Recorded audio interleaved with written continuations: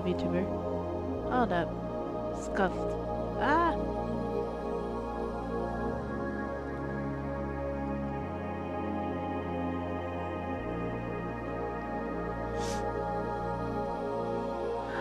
This be scuffed.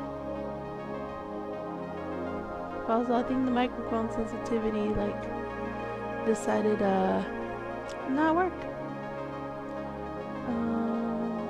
Let's do this and this. Okay. Is this better? Is this better? Okay. This should be better. Alright. Next order of business. This camera's upside down. I have to start stuff. Scuffed. Yeah. So like this, and then like this. Haha! I got this to work! Alright, last order of business. The lips are just like still not moving.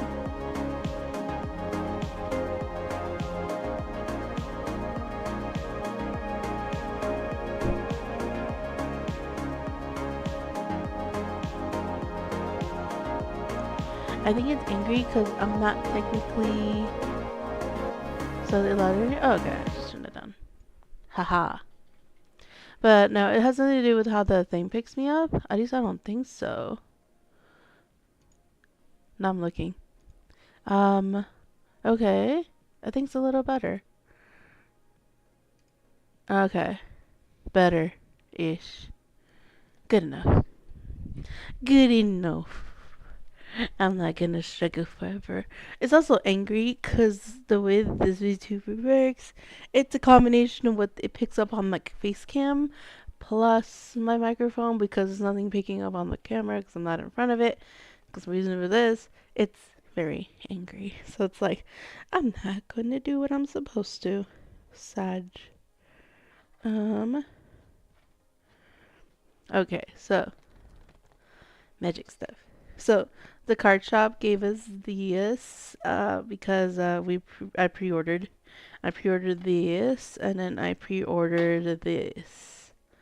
So I'm gonna start with the commander first. But yeah, that was a freebie.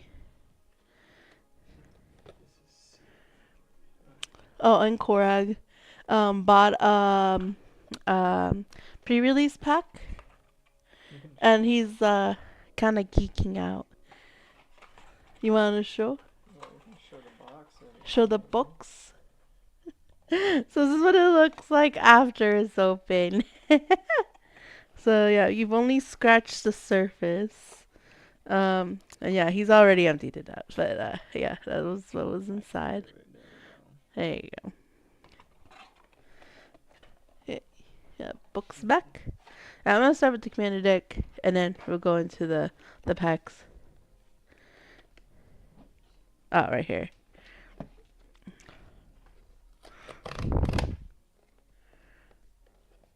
Blood, sweat, tears, blood, and blood.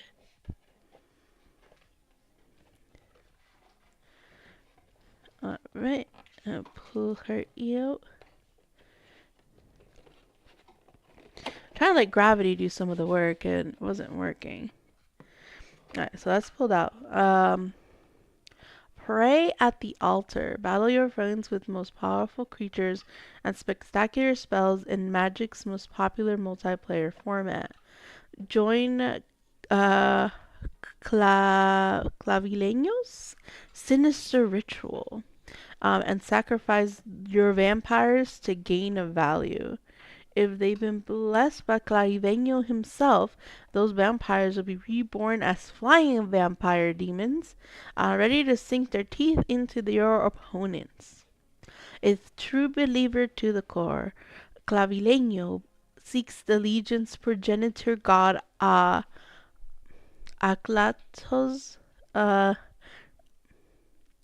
Taz? I'm trying to figure out the last half of this word. Alcazatz and the power he can bestow. Has the booster sample pack plus has 110 plus a deck 10 new cards, deck box 10 double-sided token cards, foil etch display commander, life wheel strategy insert, and a reference card. Alright. I like the icon for it. Alright, so here are the tokens. Move this over there.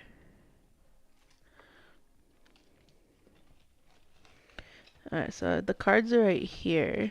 I'm trying to be gentle. Let's see what's in this little pack then, if the cards are here.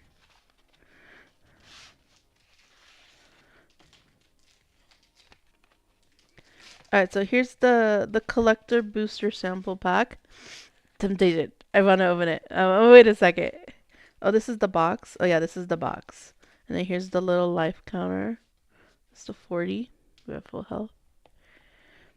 And then this is the deck box. Actually, I'm gonna assemble this now so I can just, as I pull the cards out, I'll dump them in here. So they don't get mixed up with the set boosters.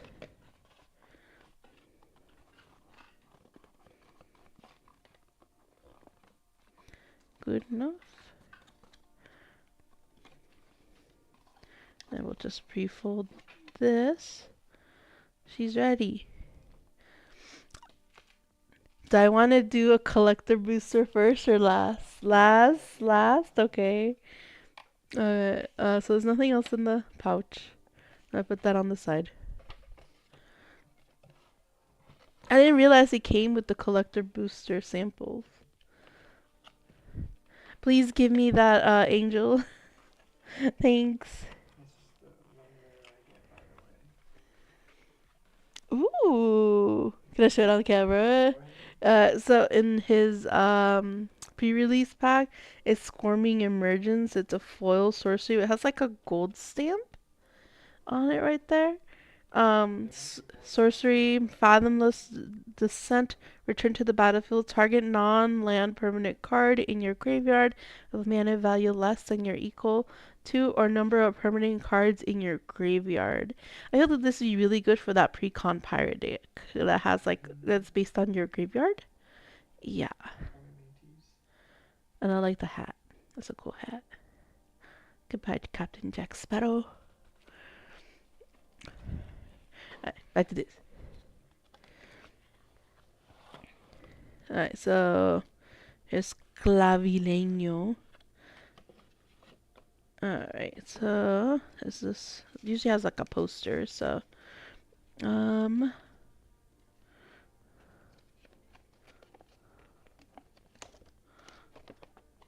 poster. Blood rights. Playing the deck. Battle your friends with the most powerful creatures.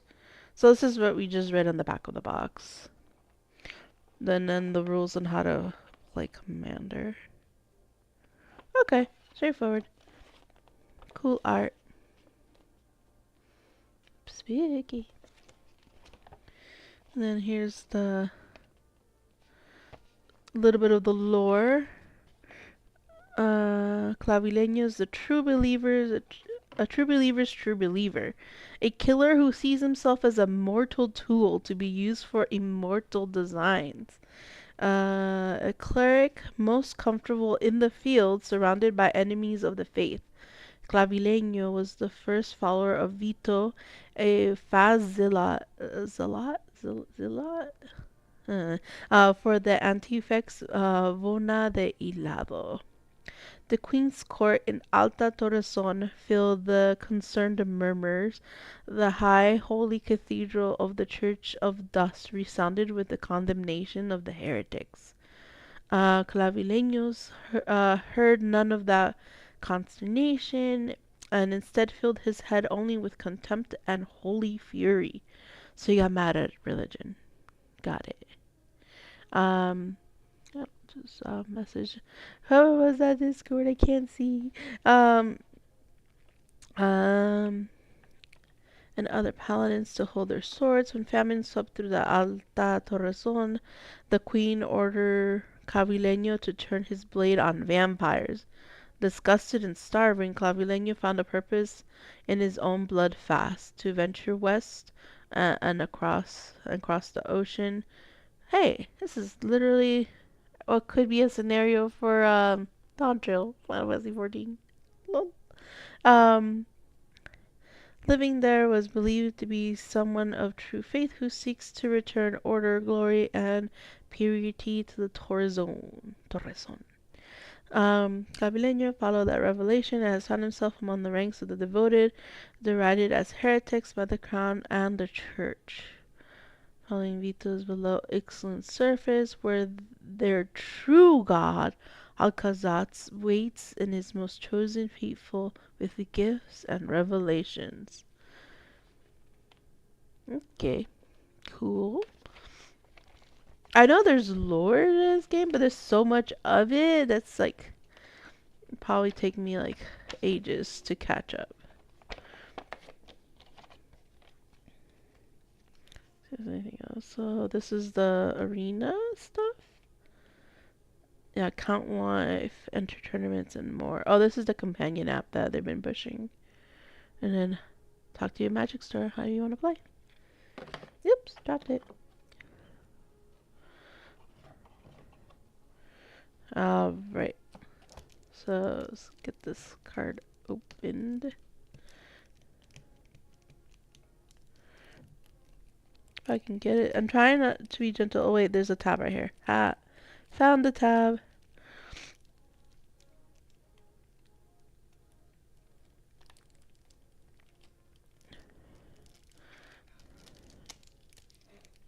I think I heard Korag just whisper that he got the chupacabra. Oh, he actually did. Wait, this is in the pre-release pack. Chupacabra Echoes, or I guess this is Ghost. I won't get any shinies because they're all draft boosted. Oh, it's still good. Fathomless Descent, when Chupacabra Echoes enters the battlefield, target creature an opponent controls gets negative X until end of turn, where X is the number of permanent in your graveyard. Those graveyard decks are like happy right now with this one. That's disgusting. Oh gosh, he just said, you should see the other ones I've been pulling because he's doing that pre-release pack. This is my personal favorite so far. It's a front back. This is his personal favorite that he got on that pack. Inverted Iceberg. It's a one in an island artifact. When Inverted Iceberg enters the battlefield, mill a card, then draw a card. Craft with artifact. 4+2 island. Exile this artifact. Exile another artifact you control. Or an artifact card from your graveyard. Return this card transformed under its owner's control. Craft only as a sorcery. Let's see what it becomes. Iceberg Titan. Da da da da da da da Titan. Sorry, Final Fantasy 14. Artifact creature golem. Whenever Iceberg Titan attacks, you may tap or untap target artifact or creature. Oh god, if you're playing against a target like an artifact deck, like they're screwed. I was like, oh, I don't like that. I'm sorry. How about we just tap that? Tap that all on the floor. Tap that.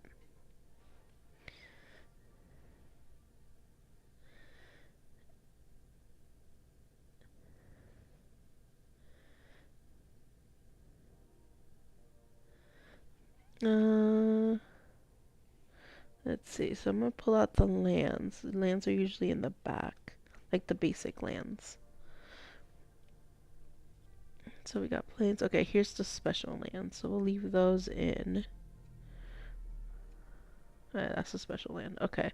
So these theoretically should be all. Yeah, these are all basic. I love the purple art. Ooh. Oh, this is the display card. Oh, Clavileño the First, which is first of the blessed. So that's the display token, and then it's the actual card. I'm gonna put them in the box, and then we got the tokens. Vampires, bats, blood, Saurian Lord of Innistrad.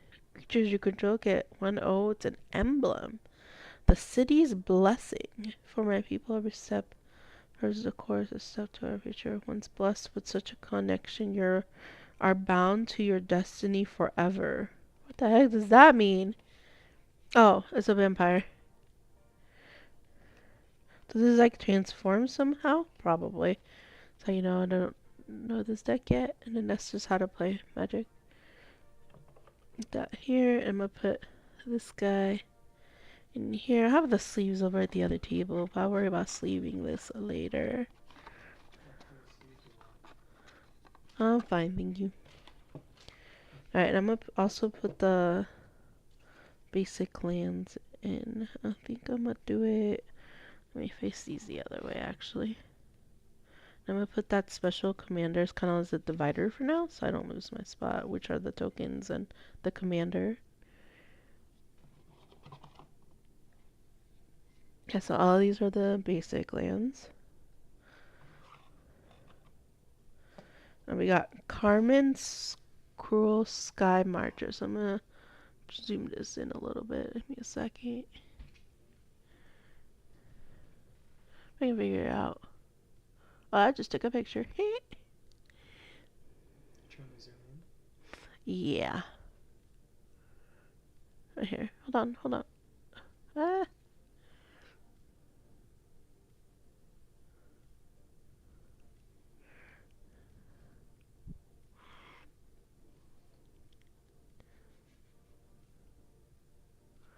It's being difficult, and also trying to let it out with the table. There'll be no free foot picks today.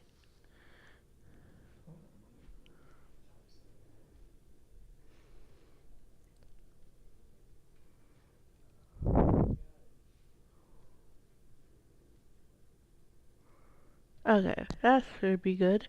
So I remember to stay in the line right here to get a roaming throne. It was so pretty. I just like the art. This is from Korag's, oh, whoops, I turned off the cam. No! No! I'm trying to push the button. Here, hold on to your card. Hold on to your card. Hold on to your card.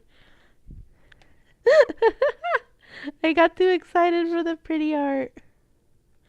Uh, uh. Alright, there we go. We're back. I pressed the wrong button. Go me.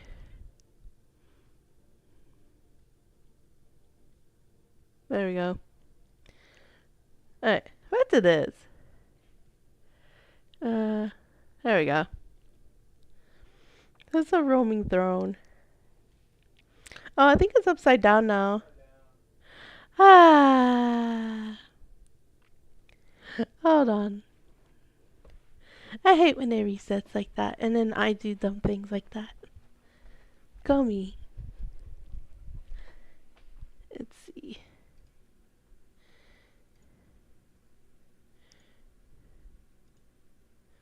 There we go. And then I gotta refocus it. There you go. Saved.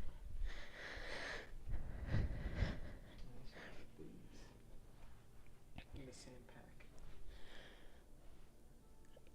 Oh, what is that? Oh, that's a pretty mountain. You also got a Death Cap Marionette foil. Death Touch. When this enters the battlefield, you may mill 2 cards. It's only 2 mana and very shiny. I was looking at your golem. I just like this art, the showcase art. Ward 2, Romina enters the battlefield. Choose a creature type. Roaming Throne is the chosen type in addition to its other types. If triggered ability of another creature you control of the chosen type triggers, it triggers an additional time. Oh, that's disgusting. It's an artifact. I love the colorful art though, not gonna lie. Alright, so Carmen's Cruel Sky Manager's a flyer. Whenever a player sacrifices a permanent, put a 1/1 counter on this guy, and I gain a life. Whenever this guy attacks, return up to 1 target permanent card with mana value less than or equal to Carmen's power from your graveyard to the battlefield. Oh, this is disgusting. Actually, I'm gonna take this out of the way, so I'm gonna pop out the little tokens. Oh, this said over two-sided. This is literally one-sided. Two-sided.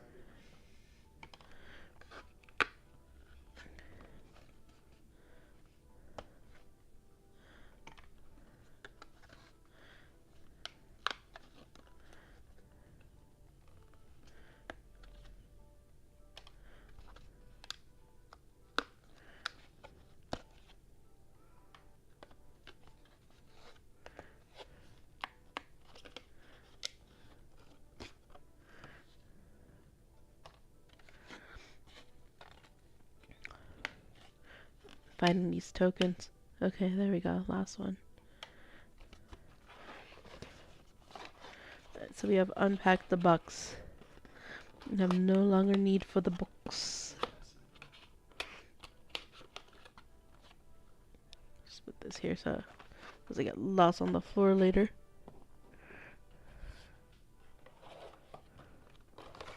Maybe we should have asked for a bag at the store. I'm gonna put this right here. We still gotta open this.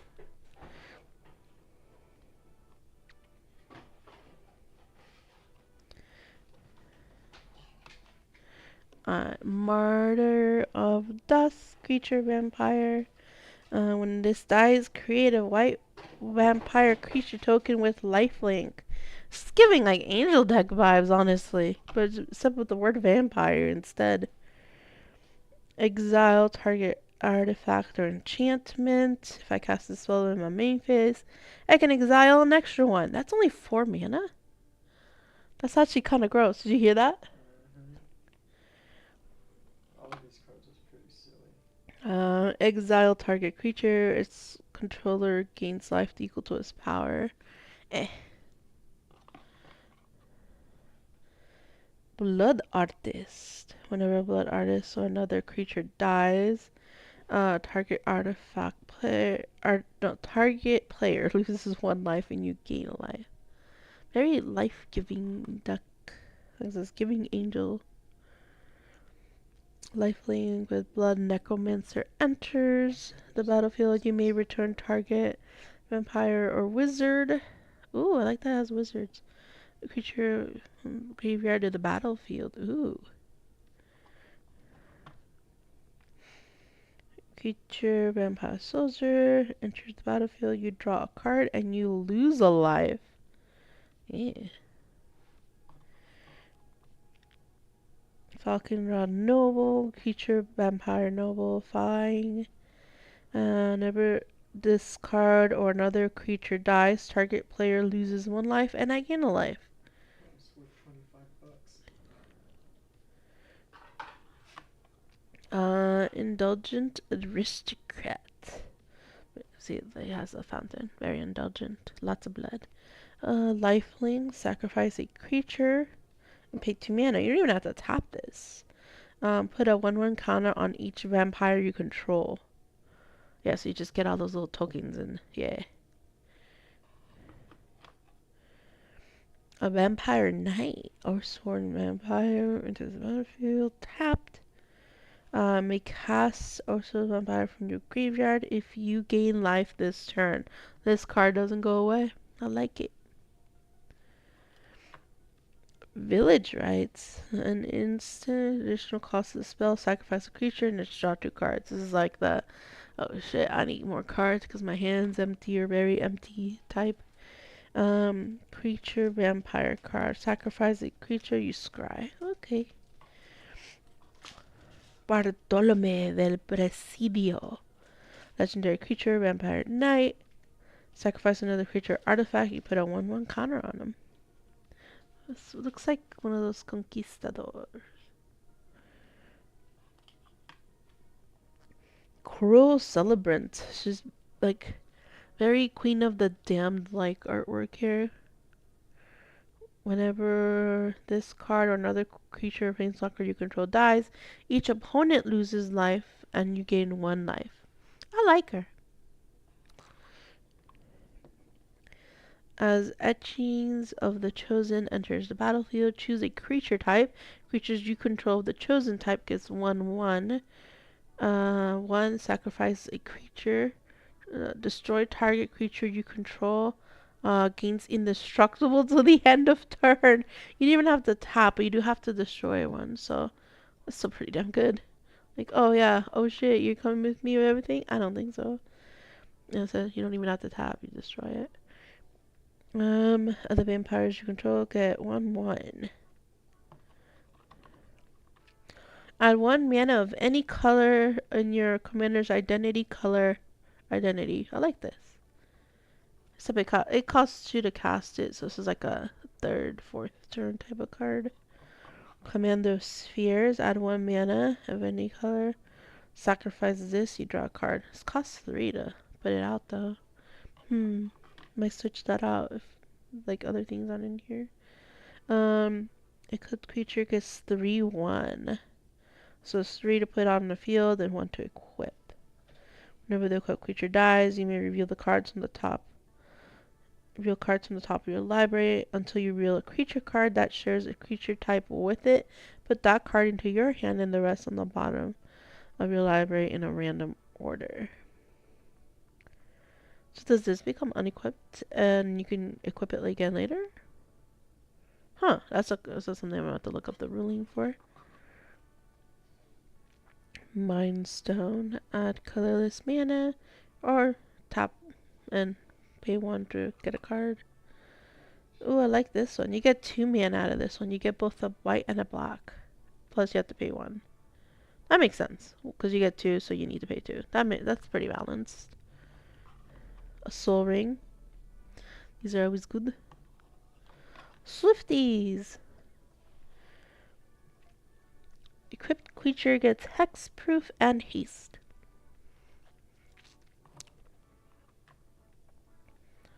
Except you have to be careful about applying those, because then you can't, like, target your own creature land later. So that's, like, one, like, downside to that. You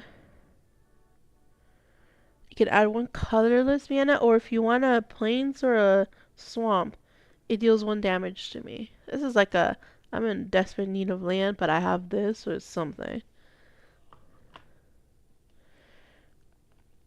2, sacrifice this, switch your card for basic land, and put that card onto the battlefield tapped and shuffle. That's good for getting land out. Borshuka Bog enters the battlefield tapped and adds swamp. This one, any color that I want. That's what I was thinking about adding, but I guess not because it's already here. Area landscape, colorless mana. Or I can sacrifice this plus 2 mana for searching for a plain or a basic land. This enters tap, adds a plain and swamp. When this controls of the battlefield, return a land you control to its owner's hand. Huh. A vampire soldier.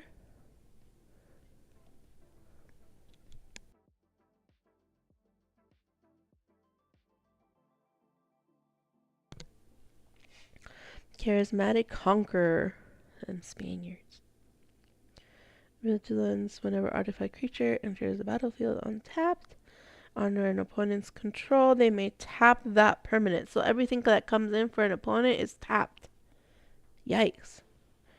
If they don't, if they don't want to tap, then I get a vampire out of it. Huh.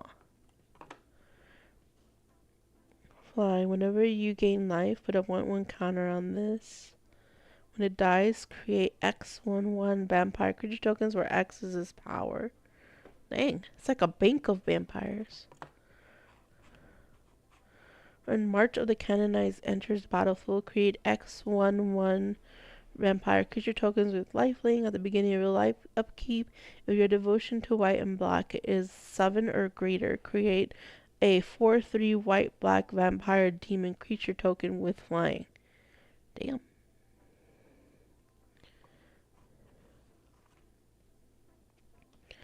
Lifelink, Coven, whenever Redemption card enters the battlefield or attacks. If you control 3 or more creatures with different powers, return the target permanent a card with mana value of 3 or less from your graveyard to the battlefield. Dang. Menace, so it needs 2 to block this. It's only a 2/2 though. Sacrifice this and 2 mana. Gains persist, so when it dies, it has as if it had no 1/1 counters on it. Turn to the battlefield under owner control with a negative 1/1 counter on it. So it's like comes back. It's like a little almost zombie like.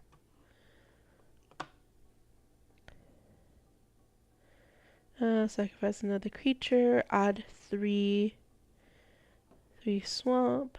Only to cast vampire, cleric, and or demon spells. She's giving me Wednesday Addams vibes, but like older. Like she went from braids to like the bun or something. Oh, we got a saga? I don't know. Promise of Akataz. Foul Rebirth. Sacrifice a non-demon creature, and if you do, you get a 4/3 vampire demon with flying. At the beginning of your end steps, you may sacrifice a non-demon creature, and if you do, populate. Create a token that's a copy of a creature token you control. So you basically overrun the population.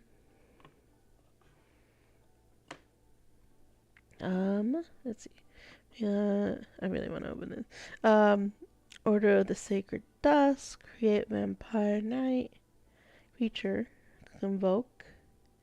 Lifelink. Haste. Flying. I like that as haste. I can attack with it right away. It's being 5/5, but it's worth 8 mana though. It's a lot. Exalted. So whenever a creature you control attacks alone, gets 1/1. Other vampires you control have exalted. Pick a bigger vampire. This one's like a support, but it's pretty powerful. See why it's cost so much. Choose 2. Destroy all artifacts. I looked over at Corey and he just shook his head.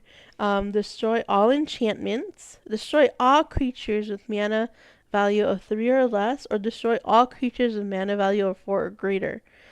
Dang, I love this card.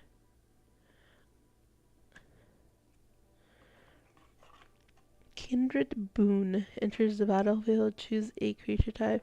Put a divinity counter on target. Creature you control is of the chosen type. Each creature you control with divinity counter on it has indestructible. Dang. I'll be tapping this a lot. Or just, you don't even have to tap it. You just pay the mana, which is 2. Legendary creature, vampire, cleric. Whenever one or more non-token vampires you control attack, you create more. It's like a little army of vampires is what I'm getting out of these cards.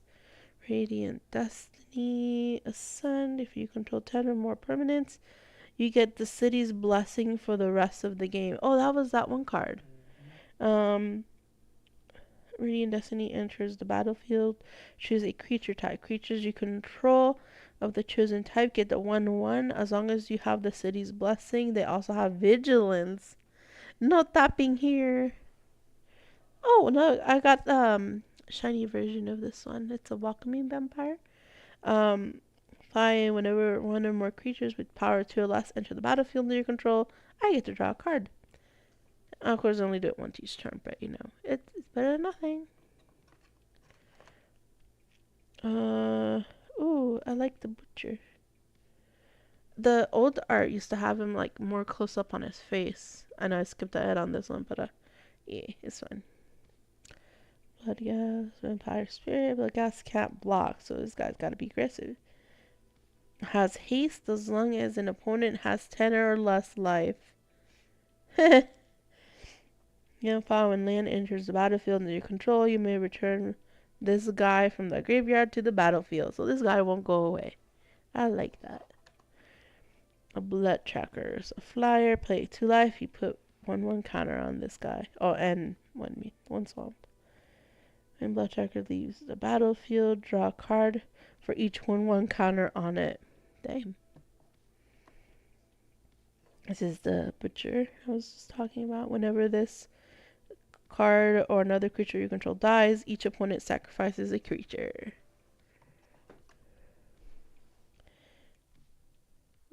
Well, Whale of the Forgotten. Oh god, I hate this. You can show it if you want. So Cora got this in his pre-release pack. Whale of the Forgotten. So descend 8. Choose 1. If there are 8 or more permanent cards in your graveyard, as you cast the spell, choose 1 or more instead. Why would you not choose all of them? I don't know. I guess it depends on the situation, I suppose. Return target non-land permanent to its owner's hand. Target opponent discards a card, or look at the top 3 cards in your library, put them into your hand, and the rest into your graveyard.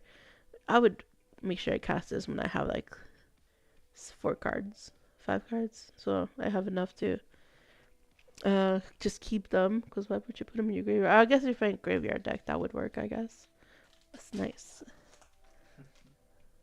Oh, there's a lot in that pack, wasn't there?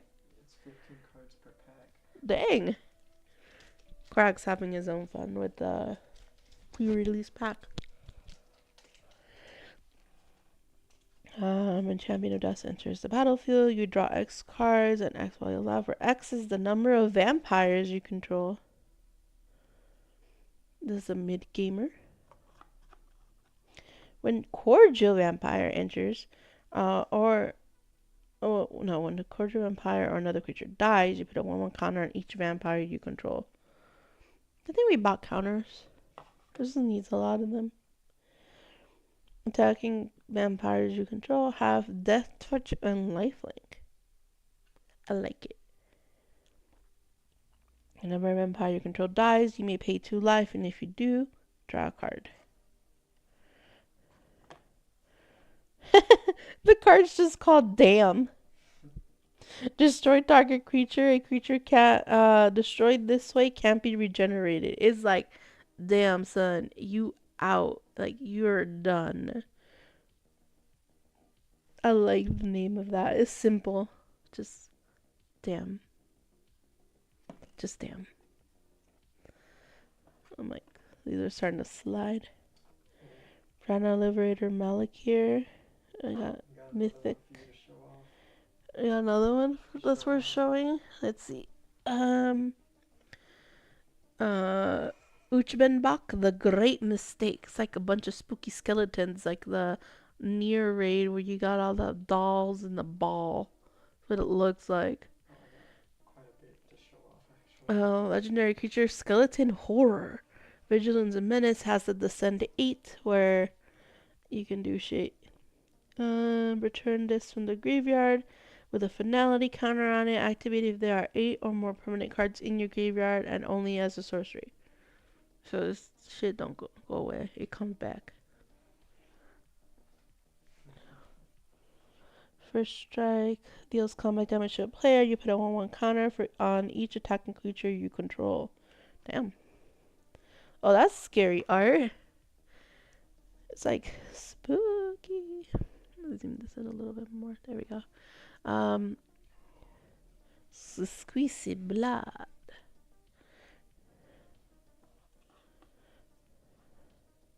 Huh? 2 more to show off. Dang. He's getting really lucky with this pre-release pack. Legendary creature is a cat. Your opponents can't cast spells during your turn, so goodbye instants and flashes. Damn. Whenever 1 or more creatures you control with each power greater than its base power deals combat damage to a player, draw a card. I don't like that first one. Blue decks are crying. Ooh, showcase art one. Other dinosaurs you control have haste. I hope this is in the dinosaur deck. If not, you have it there.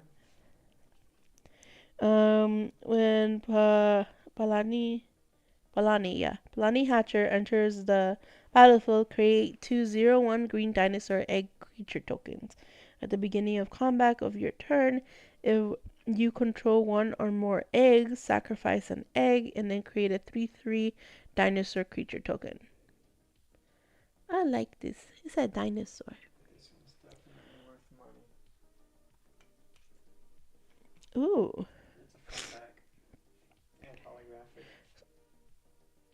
holographic. Legendary artifact. It's shiny AF. It looks so pretty on the camera. I'm like, wee. When Thousand Moon Smithy enters the battlefield, create white gnome soldier artifact creature token.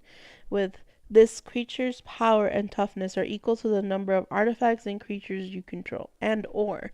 Love that card. It would be and. Why is there an or here? I love that card.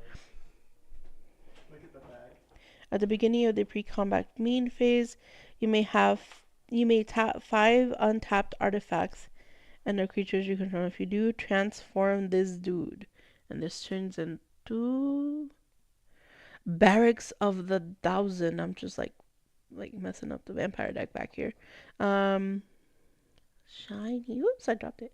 Shiny. I was trying to look at it on the camera. It looks so cute. It shined different on the camera. Legendary artifact land. You add up a planes. Whenever you cast an artifact or creature spell using mana produced by Barracks of the Thousand, create a white gnome soldier artifact creature token with this creature's power and toughness. So it's the same, but it basically becomes a factory of gnomes. I don't like that. Glass cast heart. Whenever one or more vampires you control attack, create a blood token. And you can do stuff with those tokens. New blood. As an additional cost to cast the spell, tap and untap vampire you control. What if they're all tapped out though? So that just mean I just can't cast this? I guess that makes sense. Gain control of target creature. Change the text of that creature by replacing all instances. Okay, wait. Gain control of target creature. Ooh. Change that text of that creature by replacing all instances of one creature type with a vampire. So is this like a big FU card? Oh, I used to have this one, like the old 2010 version, I think. Fine, Death Touch, Lifelink.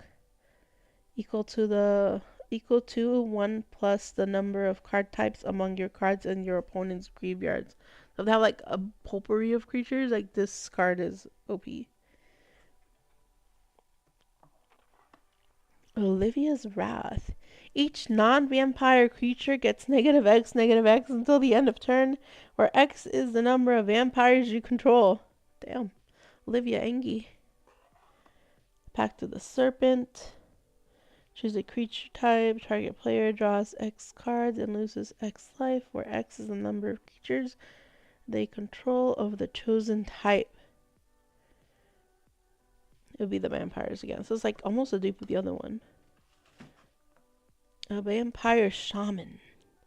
It's kind of giving like not vampire, like mermaid vibes, except it's not in water, it's in blood. That's a fly. And this guy enters the battlefield. Destroy target creature or an opponent controls. Yes, I like that. Sanctum Seeker. Whenever a vampire you control attacks, each opponent loses 1 life and you gain 1 life. He's only 4 to cast. Dang, I like him. Legendary creature vampire noble ward. So you discard a card. And then whenever another non-token vampire you control dies, I may pay 1 and exile it. And if I do, I create a bat creature token with flying. It gains the text. When this creature deals combat damage to a player, sacrifice it and return the exiled card to the battlefield tap. Ooh, you want to exile things. That's interesting. So they're not dead. They're just dead, but with a chance to come back. I like Prophet, Creature, Vampire, Cleric, Flying, Ascend. At the beginning of your upkeep, if you have the city's blessing, reveal the top card of your library and put it into your hand. Each opponent loses X life and you gain X life, where X is that card's mana value. Etherborn Vampire. Haste. Whenever you whenever a creature an opponent controls dies, you put a 1/1 counter on this dude. Sacrifice another creature, gains indestructible until the end of turn. It's like the second or third one in this deck with that. Elenda the Dusk Rose. Lifelink, whenever another creature dies, put a 1/1 counter on this card. When this creature dies, create X 1/1 vampire tokens with lifelink, what X is Elenda's power. There's only 3 to cast. I like that. Ooh, it's a Planeswalker. Sorin, Lord of the Innistrad. Planeswalker Sorin. You gain 1 for creating a vampire token with lifelink. Take away 2. You get emblem with creatures you control. Get 1/0. +1/+0. 6 is destroy up to 3 target creatures and or other planeswalker. Return each card put into the graveyard this way into the battlefield under your control to get rid of all those extra counters and stuff. Me gusta. The other end. Exile target non-land permanent. I like that it's just anything. Vigilance and lifelink. Tap this and pay 7 life. Destroy target non-land permanent. Like, goodbye. Dang. It's kind of OP.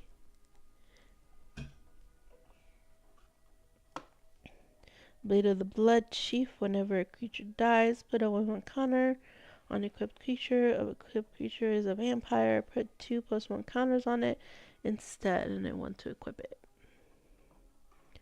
And then we are going to the land. So this one I'm just gonna go faster. This one's a plain swamp, plain and swamp, plain swamp. This one costs 3 creatures you control till the end. Gain Death Touch and Lifelink until the end of turn. That's handy. Fold Aaron Estate.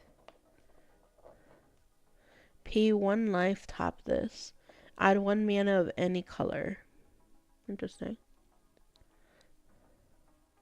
Wind Brisk Heights. So let me put these over in the box.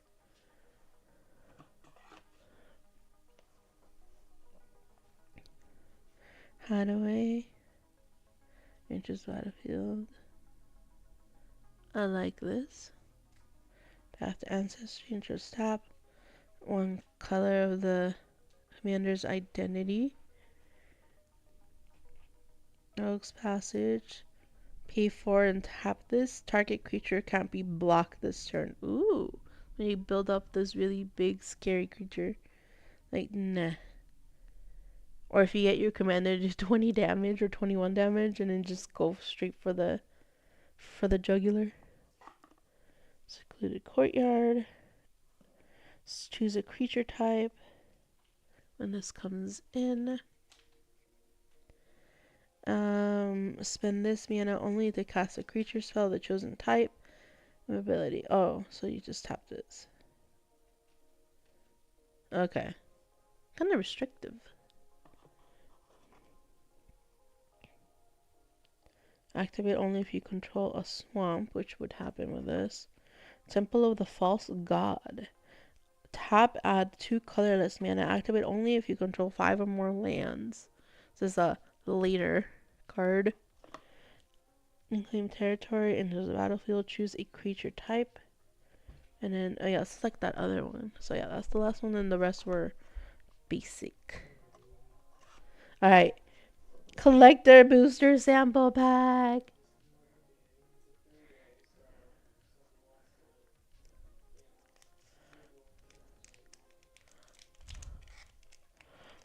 So I'm just gonna...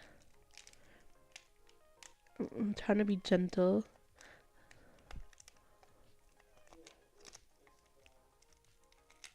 There we go.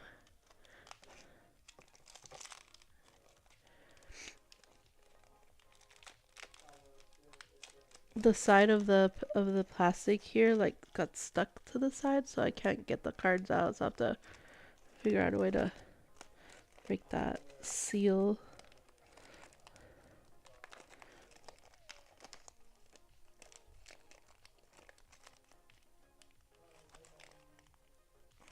Yeah, it's still stuck, so I'm just gonna cut it down.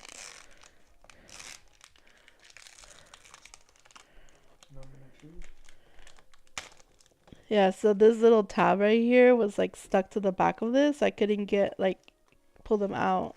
I have to like go all the way down the middle. All right.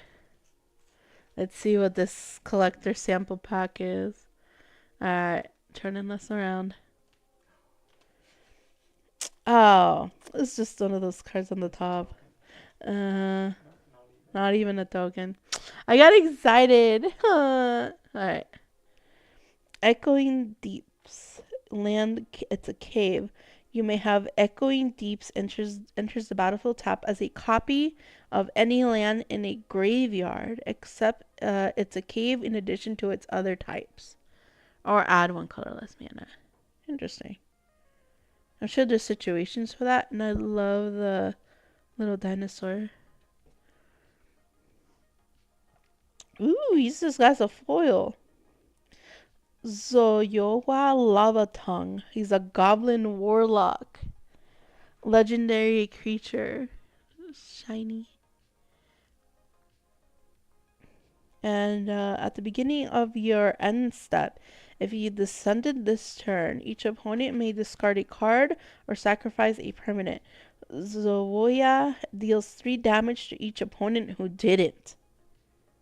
It's like you pay your taxes. Like, bang, give me 3. Well, we'll give you 3 if you don't pay your taxes. These are cool. I'll put this with that other one that we got gifted. So when I sleeve them, I bought this like ultra deck like box. I'm gonna put them from that cardboard one into this one. Has the artwork for the commander on there. So that'll be a later problem. It's time. I'm so freaking excited.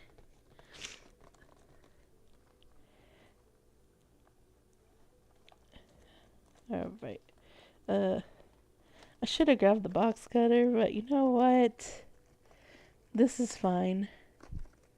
This is fine.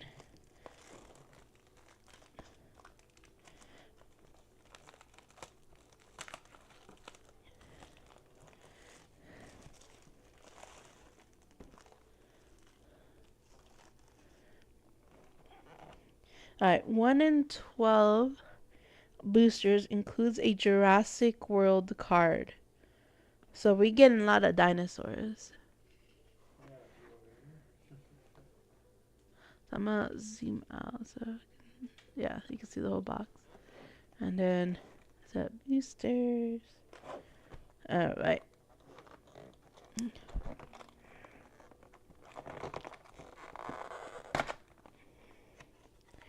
Huh? It's a treasure trove box topper. What? I've never seen this. I put this in the middle. Shiny.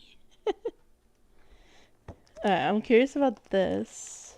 What's this artwork? Oh, it's a Jurassic Park art. Okay, the glue kind of ruined the art a little bit. Well, that's a shame.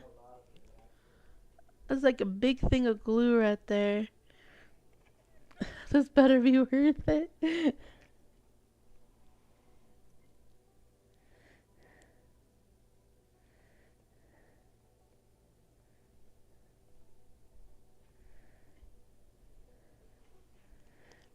Oh, I don't know what you said in Japanese, but hello.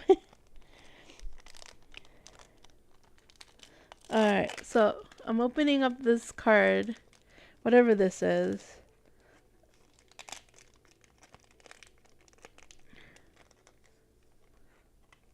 It's an artifact. Temple Bell. Artifact. Each player draws a card. This is I'm feeling benevolent. Or they're almost down to going through the whole deck and this is how you kill them. Interesting.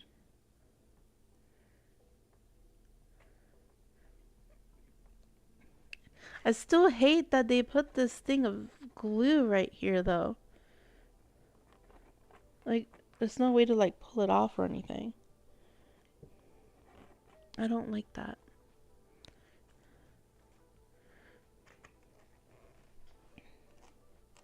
Alright, so I'm gonna push the box over and do it.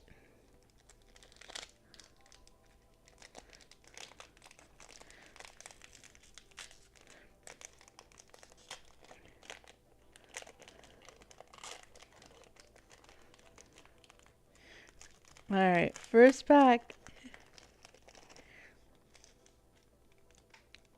Alright. And I'm trying to remember, is it... Yeah, it's this way. So we have art card. It's like a jaguar god thing. And then we have our token. Put the tokens over here. I'm just gonna put them all in one pile and organize them later. Pass me the tokens. Oh, these? Pass me all of it. The tokens? Okay, I could put that here. Yeah, that's the only token I have. Yeah, you can hold it.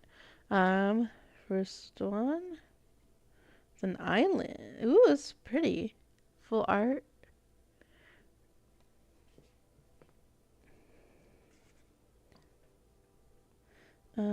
Draw 3 cards, then discard a card.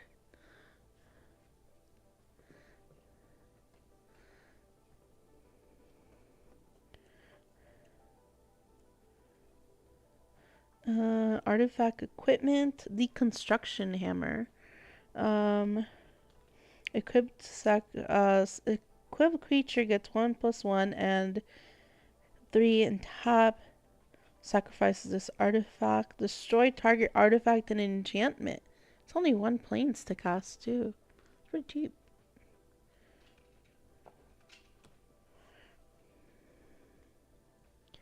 Ultec Cloud card. We got Human Soldier. Enters, create a 1/1 colorless gnome artifact creature token.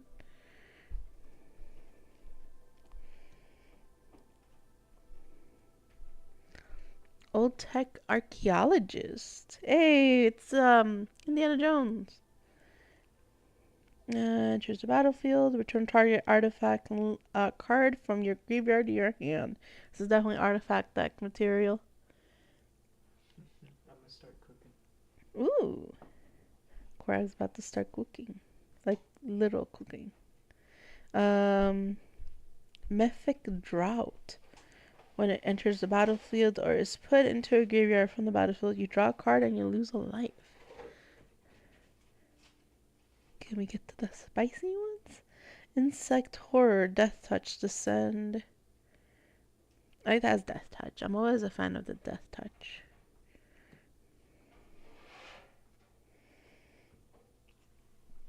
Got a Snick.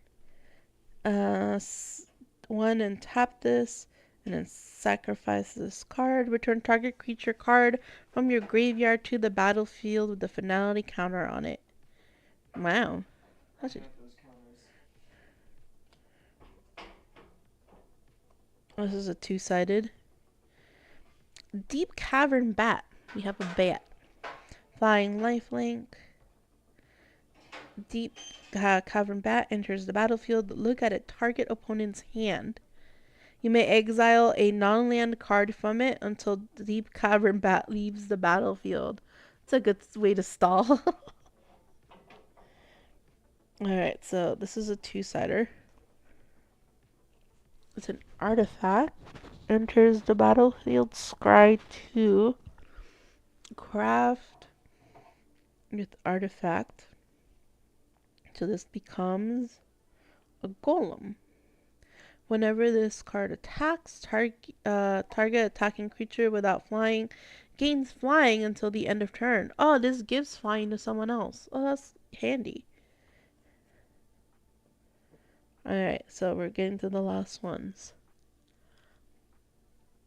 Starving Revenant, a spirit horror. When Starving Revenant enters the battlefield, surveilled 2. Then for each card you put on the top of your library, you draw a card and you lose 3 life. Ugh. And last one. Foil Deep Goblin Skull Taker. So foil there. Menace at the beginning of your end step. If you descended this turn, put a 1/1 counter on Deep Goblin Skull Taker. If you descended a permanent card that was put into your graveyard from anywhere.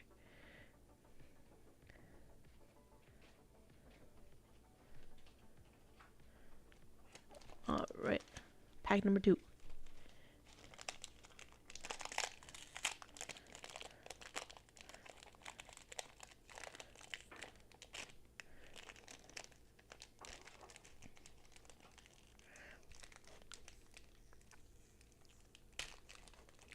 I'm struggling. There we go. Right, so move this over here. We got our art card.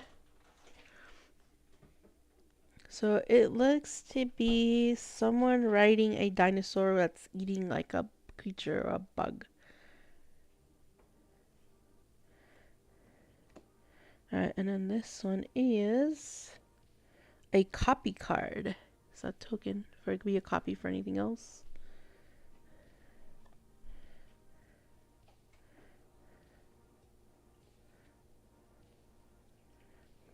Okay.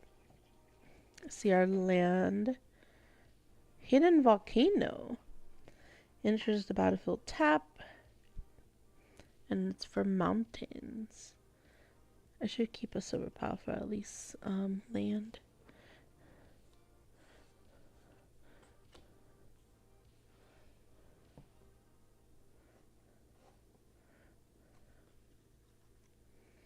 Petrify. You can't attack or block. Yeah, literally petrifies. Okay. Pretty straightforward. 2 to cast. Not bad. Pathfinding Axe Jaws. A dinosaur with lights. Oh, so he's got like a little light here and a little light there. And he's like helping these people. And it explores. Oh, yeah. It's handy.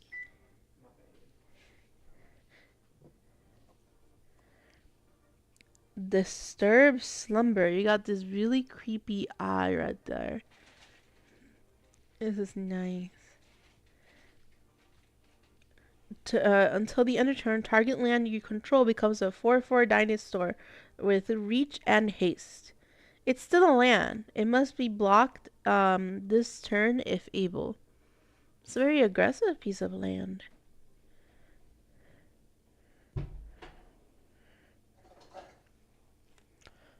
Seismic Monstrosaur. Dinosaur. Trample. Sacrifice a land, draw a card. Attentive Sunscribe. Whenever this guy becomes tapped, scry 1.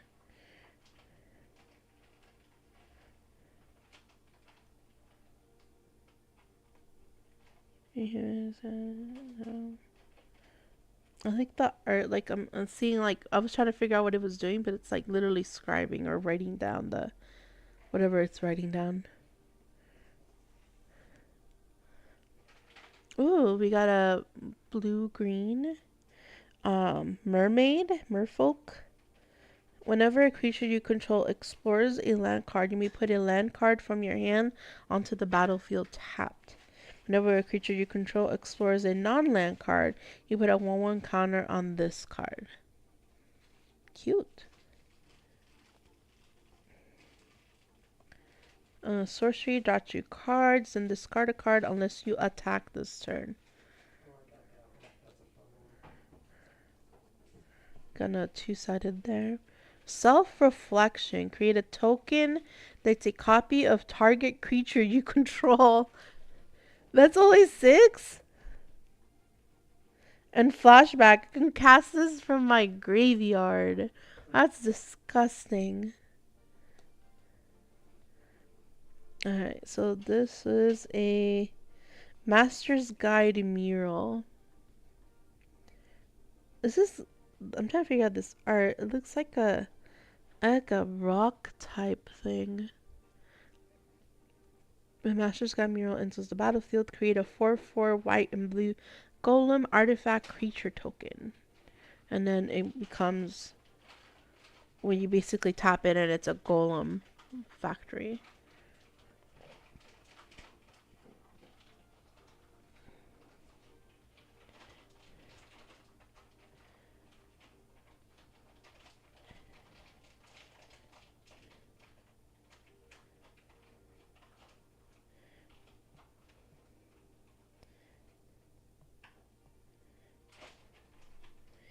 You're fine. I know there's a little bit of a delay between me talking and seeing it, which is why I'm typing in the chat. But enjoy the cards. Abuelo. Not the abuelo. It's abuelo. Ancestral echo. Not the grandfather. Exile a target creature or artifact you control. Return it to the battlefield under its owner's control at the beginning of the next end step. This is great to get rid of those petrify things that were like, oh, you can't attack or block things. Thank you, abuelo.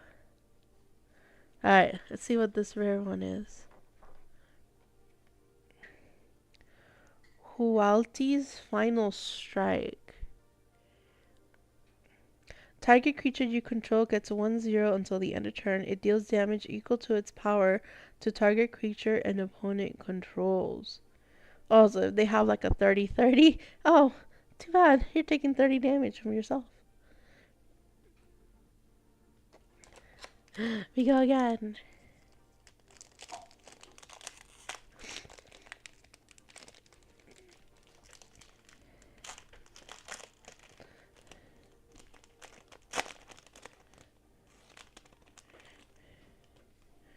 Alright, we have our art card. It's the head of a llama. It's a llama. And then, okay, that's not a token. Alright, put the art there. So I think this is a Jurassic card.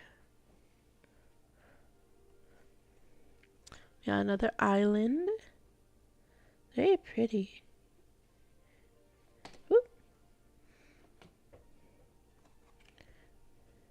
A fungus snail. Not the fungus. Skullcap snails enters the battlefield. Target opponent exiles a card from their hand. Not even the graveyard. It's just exiled. It's only 2 men at the cast too. Deep goblin skull taker. Very creepy. I like the skull. Menace. At the end step, if you descended a turn, put a 1/1 counter. Nasty. Envoy. It's a cat. 1 colorless gnome or creature token. Oh, is that a... trying to see here. It's a dog. It's a cat and a dog.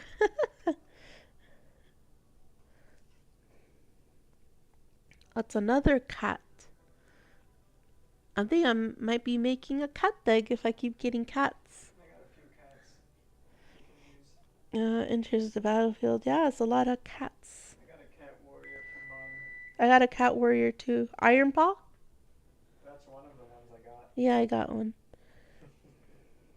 There's another cat. Malamet Brawler.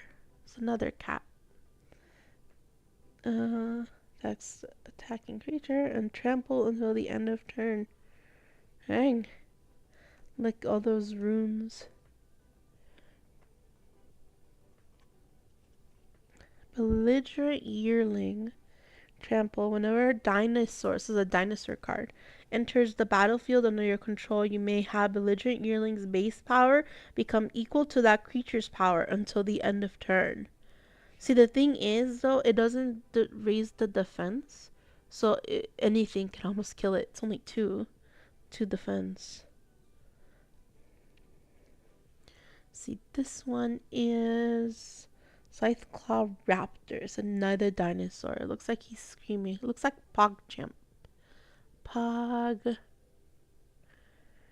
Whenever a player casts a spell, if it's not their turn, this card deals 4 damage to them. This is anti-blue. Like, oh, you have instants? Oh, here's some 4 damage. Ooh, Loch Ness Monster? Except it's the Sinus Benthesaur? When this card enters the battlefield, look at the top X cards of your library, where X is the number of caves you control. Plus the number... Oh, that was that cave card I got earlier. That's like, oh, it's still a cave, but it does something else. Now it makes sense. There's cards that play with that. The lands in this expansion are caves, that's why. So Mm. it's basically land cards for this expansion. Put 2 of those cards in your hand and the rest on the bottom of your library in a random order. Interesting. So this becomes, when this enters the battlefield, create 2 1/1 colorless gnome artifact creature tokens. Creatures you control get +1/+1. 4 damage is painful. It really is. No instance. Unless you have like a lifelink deck where you just have like a lot of health. Clay fried bricks. Those are really nice bricks. I've never seen purple bricks. That looks really nice. Purple or blue? They're purple. Just a battlefield. Search your library for basic plains card. Reveal it.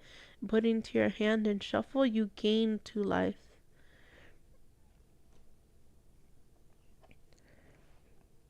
Abuelo's awakening. Abuelo's back.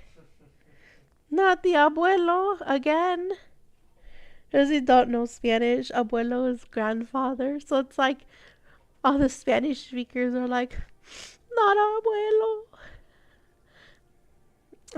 Return target artifact non-aura enchantment card from your graveyard to the battlefield with X additional +1/+1 counters on it. It's a 1/1 spirit creature with flying in addition to its other types. That's disgusting.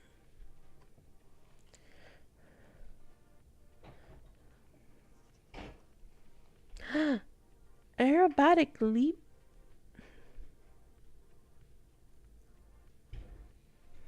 I like this dinosaur. It's cute.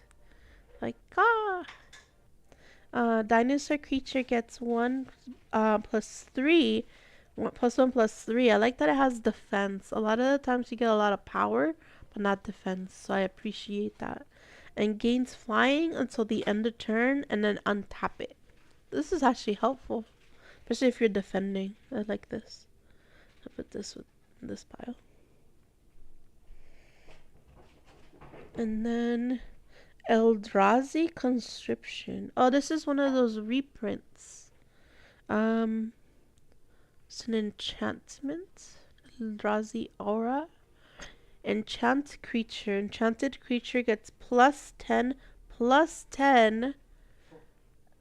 10. It's only 8 mana. 10.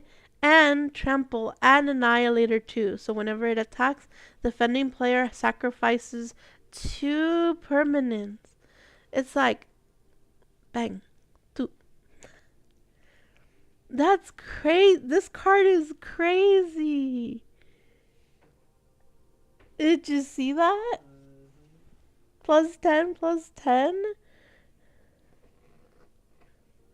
That's actually wild.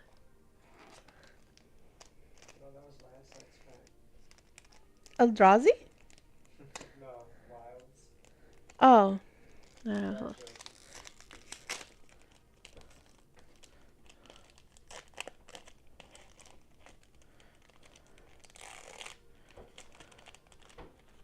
Oh, I like this art card. Okay, we got another token. It's a gnome.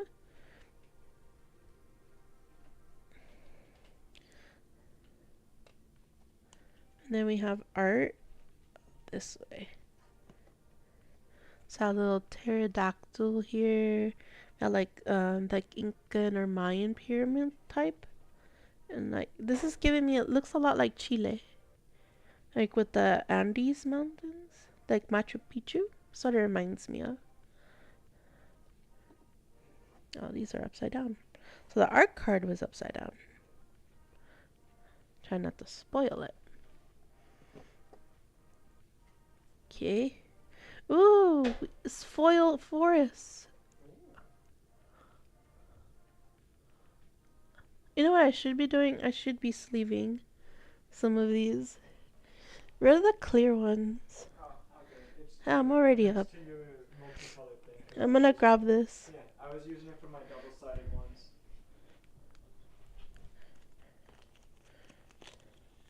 I'm gonna sleeve. Oh, here we go.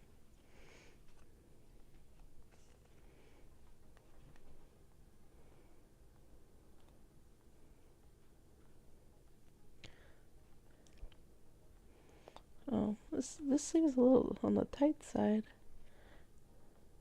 Yeah, it's a real tight fit.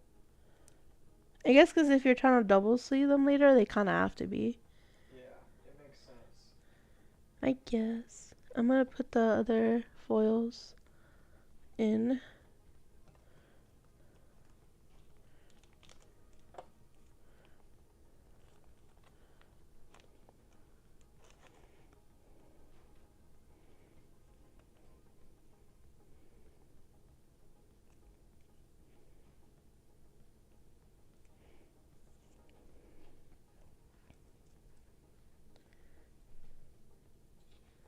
Let's see, and this is the other one that I got, I think. Trying to find all the foils. And then this one. Okay.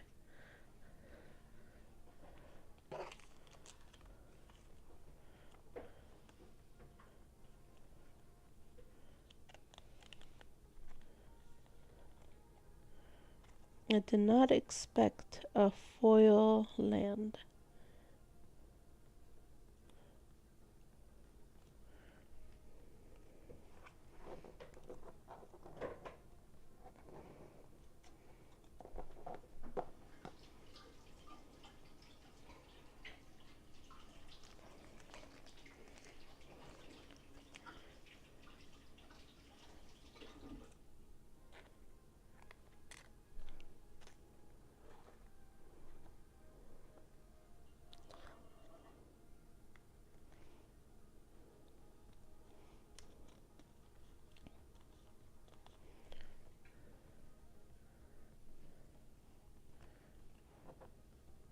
Oh, whoops. I'm trying to grab the sleeve.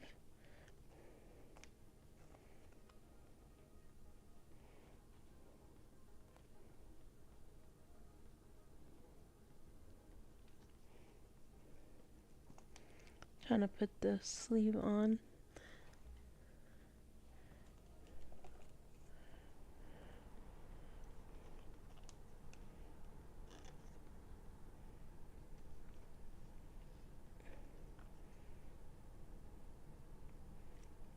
Okay, that's all the foils.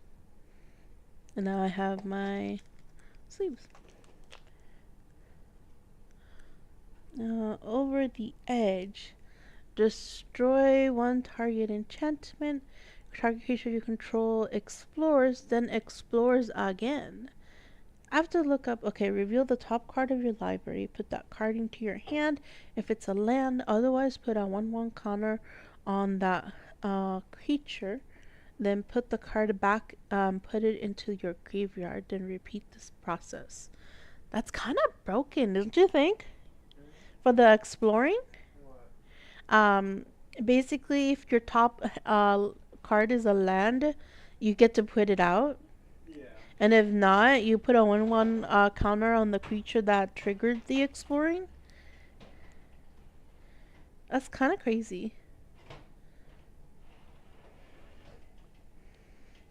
A pirate hat? It's a pirate hat. Equipped creature gets +1/+1 and has whenever this creature attacks, draw a card, then discard a card. You can equip a pirate for one. This only costs one to equip it on a pirate and two for everybody else. That's definitely pirate deck material. Siren pirate. Ooh, she's pretty. It's 2 mana, 1 island, 1 colorless. A flying and vigilance. Tap this and you can add island mana. That's handy.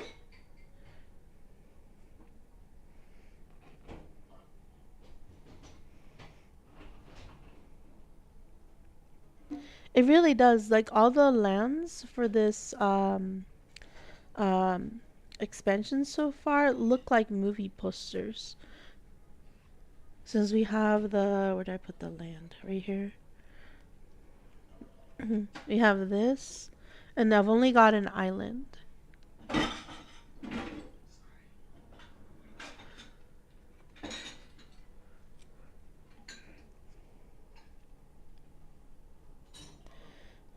Sunshot militia, human.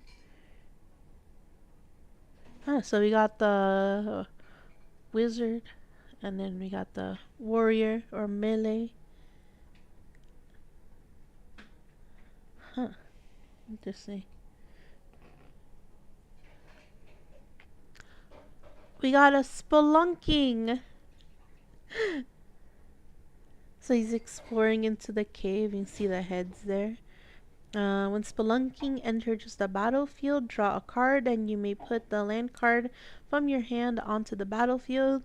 If you put a cave onto the battlefield this way, you gain 4 life. So it looks like cave is the land to get this expansion. Lands you control enter the battlefield untapped. Okay, that's good for those lands that say everything enters tapped. This is really good for that.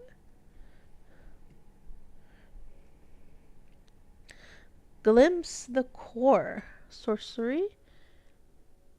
They saw things. Search the library for basic forest card, then put that card onto the battlefield tap, then shuffle. Then return target cave card from your graveyard to the battlefield tap, so you can bring back caves this way. This is definitely the cave friendly pack.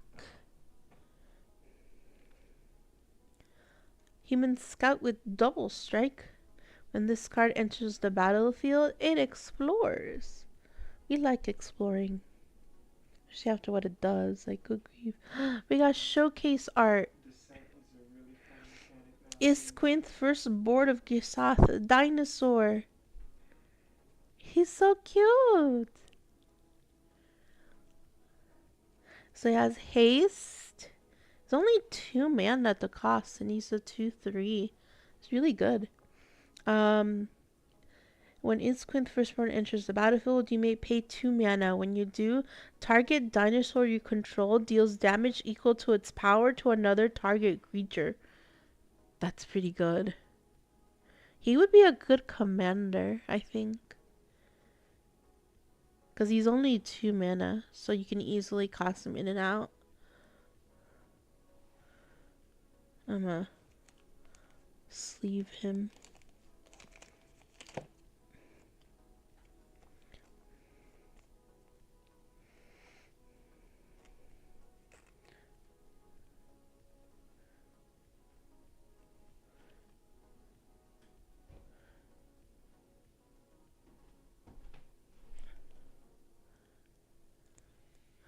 And he is sleeved.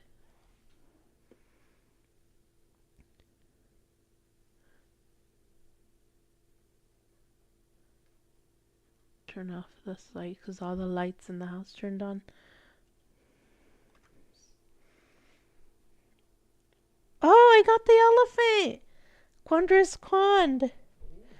Legendary Planeswalker with showcase art. Whenever you cast a spell from exile, this guy deals 2 damage to each opponent and then you gain 2 life. Jesus. And then create a 3/2 white spirit creature token. You discover 4 and exile any number of target cards from your graveyard. Add mountain for each card exiled this way. Dang, you may play those cards this turn. Oh my goodness. I love the art.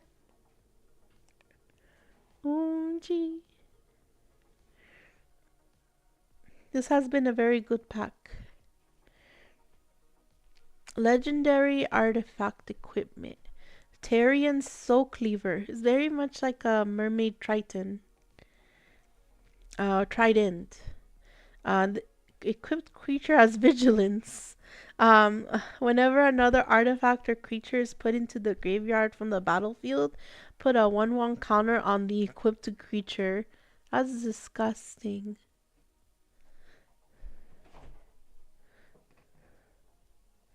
Alright, last one.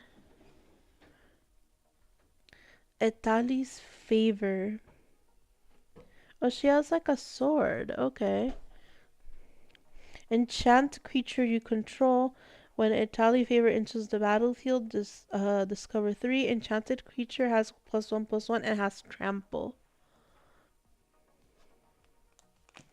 I think I like the showcase art Planeswalker and the other one, the dinosaur.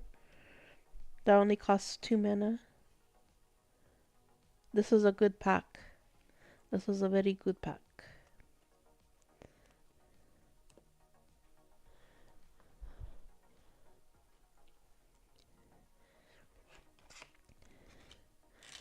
So yeah, I'm gonna get water real quick because all this talking's making my throat dry.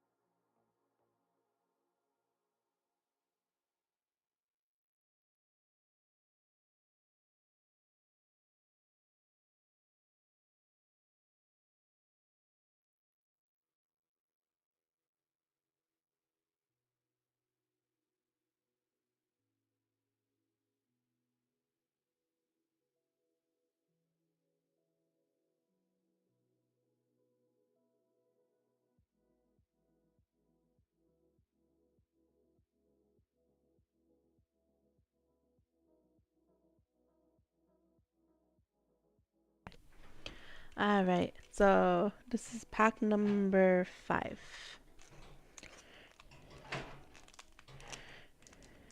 That's this one.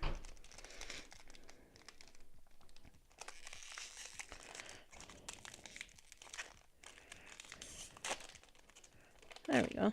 That one was being difficult.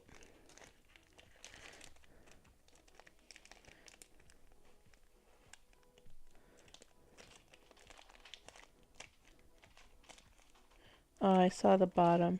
It's not a token. Alright, so this one.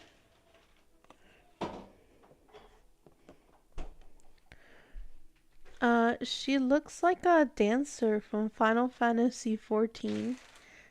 She's got the chakrams and then dinosaurs. I want that to be a skill in Dawntrail. Just summon dinosaurs? Oh, they're riding them too. I see the guys back there. I like her.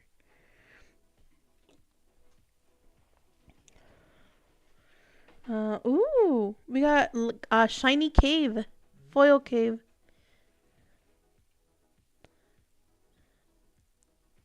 Promising vein, and you can see the purple in the actual vein. It looks so pretty.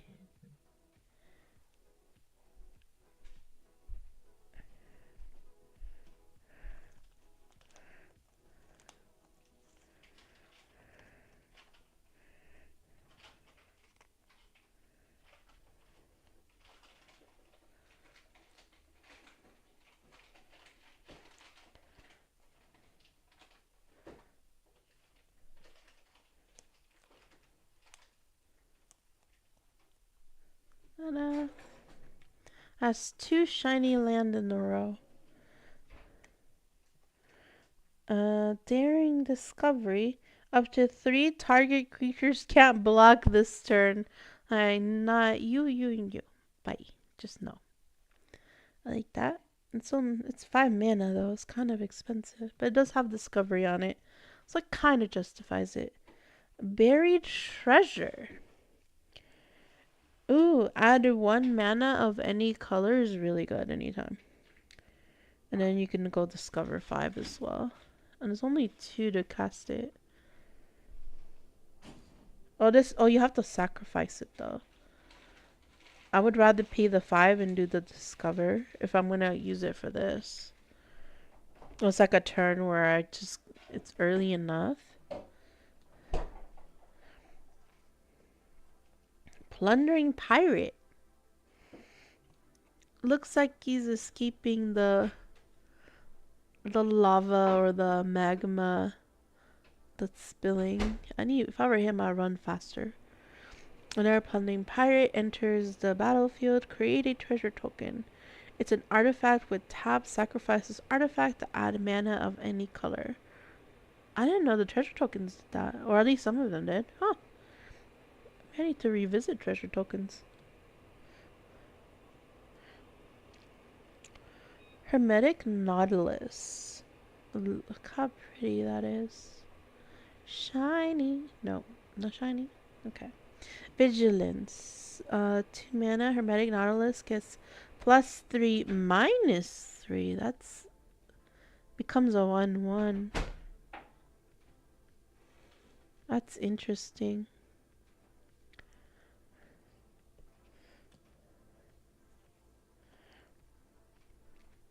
Abyssal Gore Stalker. When an Abyssal enters the battlefield, each player sacrifices 2 creatures.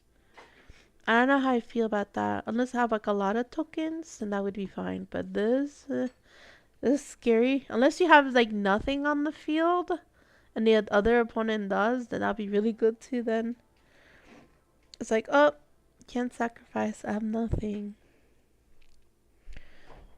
Chupacabra Echo. That's funny that Chupacabra is in this. Just battlefield. It needs no food, yet it hungers. Oh, is that I just noticed they put an arrow. There's an arrow on him. Sad.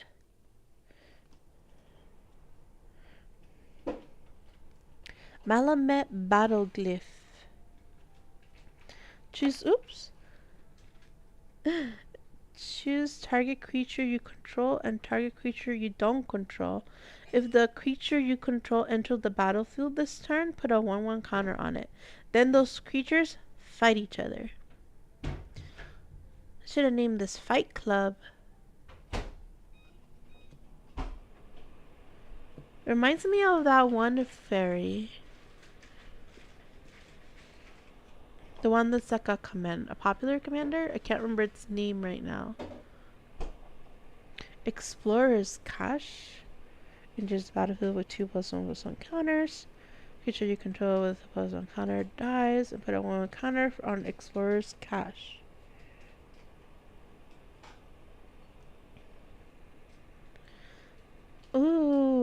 Zoat Lava Tongue. That's the second one. The other one I got, he is a foil. So this is a duplicate. Let's have a foil and a non-foil now. That's nice.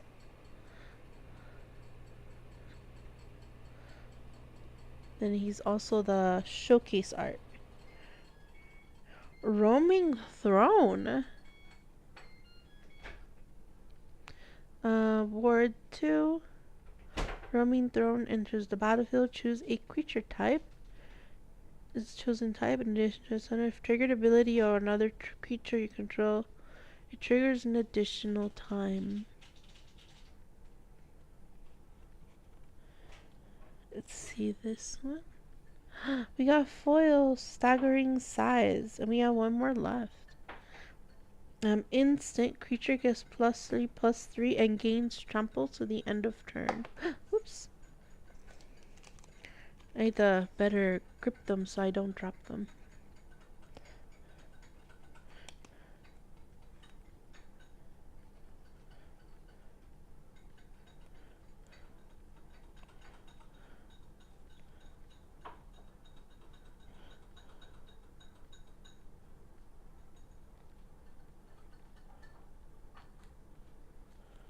Right, we got that sleeve.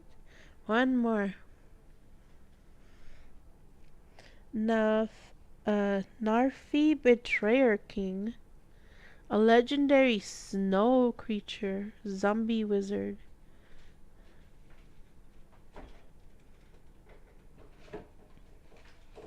He reminds me of Thornton. Final Fantasy 14. Other snow and zombie creatures you control get +1. Snow can be paid with 1 mana from a snow source. I've never heard of the snow stuff before. Interesting. Okay, this is deck or pack number 6.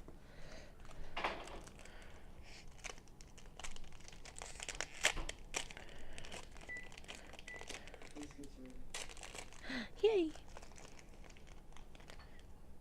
Alright. So I kind of spoiled that because I saw it. So I'm going to pull that out first. So it's a reprint of an old one. Hearthstone. The cost of each creature ability requiring activation reduced by 1. Cannot reduce an ability's generic cost to less than 1. That is really good though. Just see this card? It's basically everything that's colorless is -1. Yeah. That's nice for artifacts. Or just anything really. A lot of them have the colorless mana thing. I like this. Alright, let's look at the art. Looks like a very powerful artifact in the middle. Got all this magic around it. Land. Oh, we got another Promising Vein, but this is a duplicate non-foil. Primordial Gnar. It's an insect horror. When Primordial Gnar dies, discover 3. It's kind of expensive though for 5. He has a 5/2.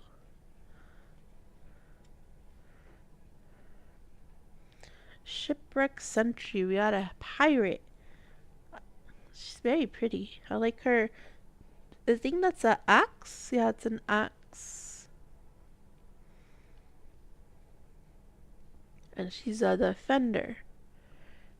As long as an artifact entered the battlefield under your control this turn, she can attack as though she didn't have defender.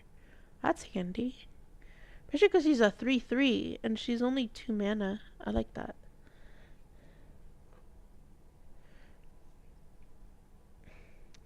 Waylaying Pirates. We got more pirates. When Lele enters the battlefield, if you control an artifact, tap target artifact or creature an opponent controls and put a stun counter on it. If a permanent with a stun counter would become untapped, remove one from it instead. So you basically make it useless. The artifact. That's annoying. Would you like a biscuit? It's another pirate hat. This one's a duplicate. We're starting to get in the duplicate territory. Captain Storm Cosmium Raider. You just put it with that water bottle list. I'll grab it in a second. Legendary creature and a human pirate. I like her gun. It's like an anchor. She made a gun out of an anchor. It's like a magic wand. Yeah, I think this is like magic, and then this is like a shooting. I like her. Whenever artifact enters the battlefield under your control, you put a 1/1 counter on target pirate you control. So I guess pirates and artifacts get really well this expansion.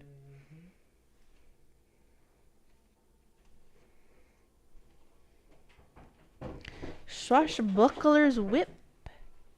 It has reach. Target creature or equipped creature has reach. Tap artifact creature 8 and the discover 10. Wow, you don't have to sacrifice it. You keep it. That's pretty good. Ooh, oh, I grabbed two. Oh well, we'll just look at both. Staunch crewmate, and then we have a showcase art. Dinosaur, thrashing brontodon. Sacrifice this guy and you destroy a target artifact or enchantment. That's handy. He's only 3 mana too. I like that. Oh, I grabbed two again. Oh, we got more showcase art. Molten Collapse. And then we have Jade Light Spelunker. Oh, we had another Spelunker earlier. It was a different one though. And then this one is one of those choose ones. If you descended, you may choose both instead. Destroy target creature or planeswalker. Destroy target non-creature, non-land permanent with mana value of 1 or less. Wow.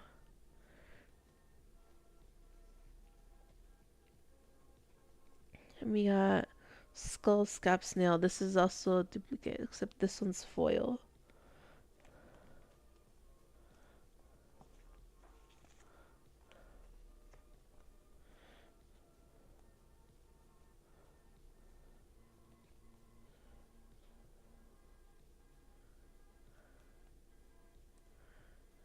There we go. Alright, so I'm going to take another quick break. So I will be right back. So I'll put this. I'm going to drag the box over. Heat.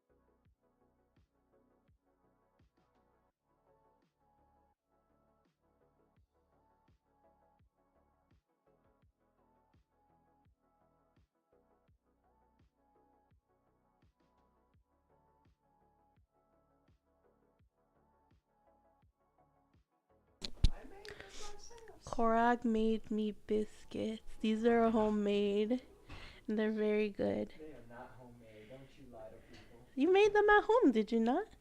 He's saying don't lie to people, they're not homemade. He made them at home. Oh yeah, they're very good. Very good.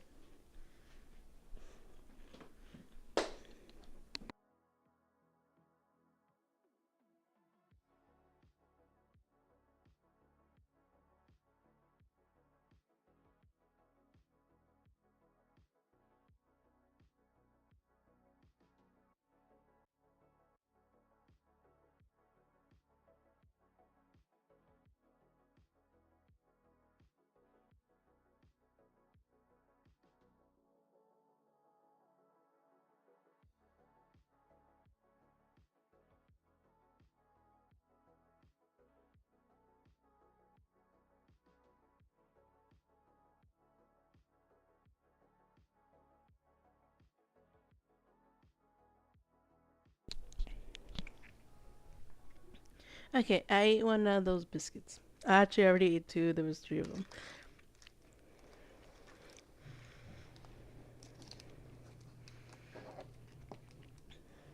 Okay, so go again.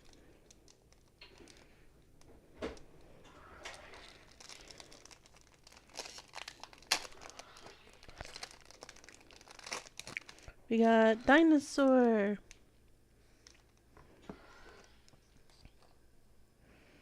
Let's see, do you have token? Token. We have skeleton pirate. And then we have dinosaur.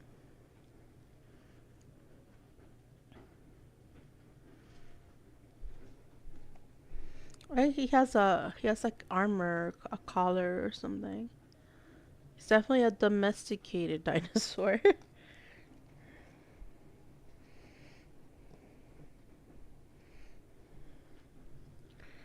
Hidden nursery. Enters the battlefield. Tap, add one force. Sacrifice and you can discover four.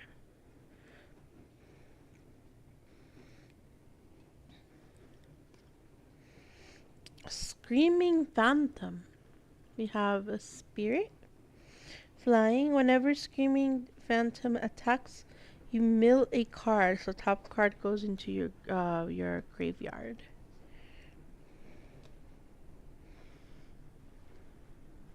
It's good for a graveyard deck. A vampire spirit. Echo of Dusk. The send four. As long as there are four or more permanent cards in your graveyard, they get +1/+1 and has lifelink.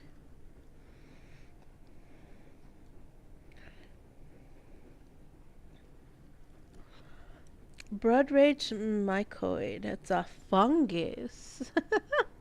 Fungus with teeth. At the beginning of your end step, if you descended this turn, you create a 1/1 fungus token, creature token, with this creature cannot block.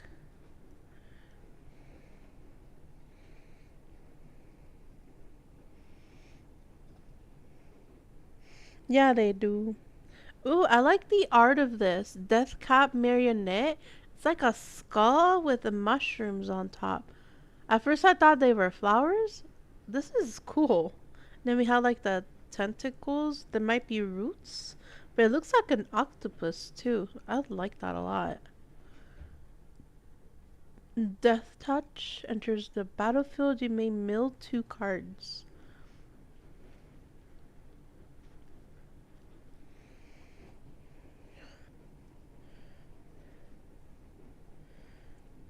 Ithali's favor. Oh, this is duplicate of the foil.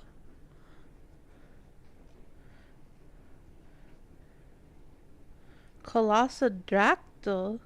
It looks like he's going for the food. Which is me with that biscuit like a few minutes ago.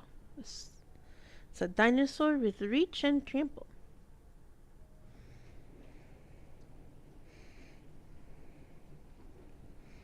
Oop. We have triumphant chomp. Chomp chomp. Oh, we've seen this one. It's the one that's riding the dinosaur. That's biting the bug. Ooh, thrashing brontodon. We've seen this one too. This one is Idol of the Deep King. Flash. When Idol of the Deep King enters the battlefield, it deals 2 damage to any target. Craft with artifact, exile this artifact, and then return it to an equipment which gives them to 0.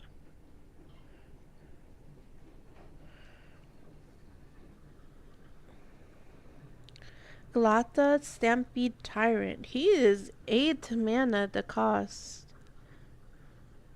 Trample. When he enters the battlefield, put any number of creature cards from your hand onto the battlefield. Everything goes in. This would be good for my Progentius deck. Oh, I have. Oh, but that wouldn't work because he's my commander. Hmm. Would work for other cards I have, though. I have ideas for him. Alright. Last but not least, we have a foil Burning Sun Cavalry.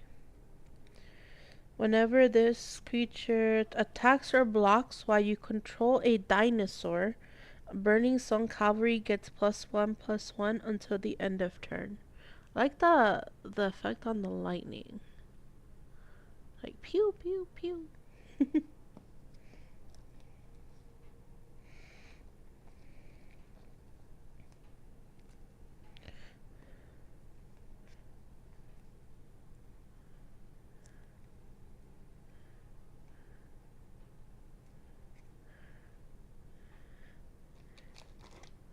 Okay.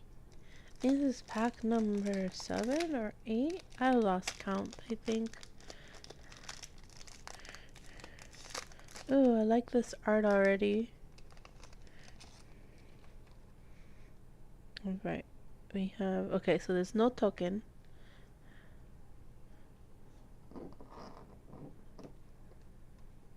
So we have... Oh, we have this card. So it's like a sun and water. Or fire water. Day or night? I'm not sure. That's nice. What does the back say? Echoing deep. So it's water and fire.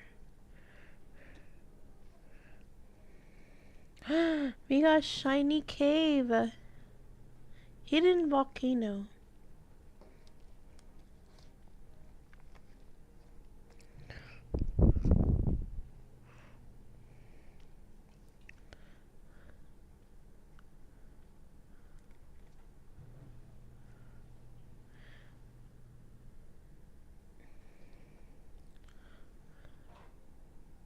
Primordial Gnar, so duplicate.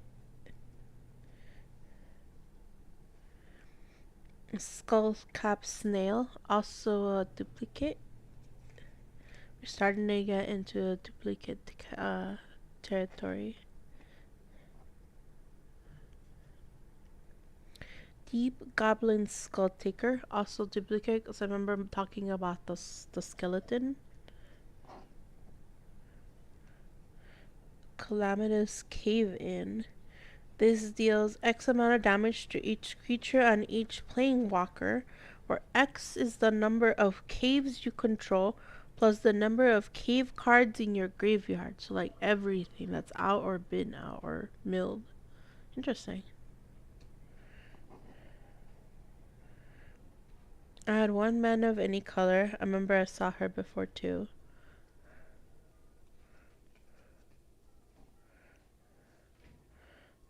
Careening Minecart. Trying to see, is that like a spirit? Oh no, it's a dinosaur person right there. It's a vehicle. Whenever the minecart attacks, create a treasure token. Crew 1. Tap any number of creatures you control with the power of 1 or more. Oh, you control, not others control. Never mind. I'm like, that is way too strong. Diamond pickaxe. Wow.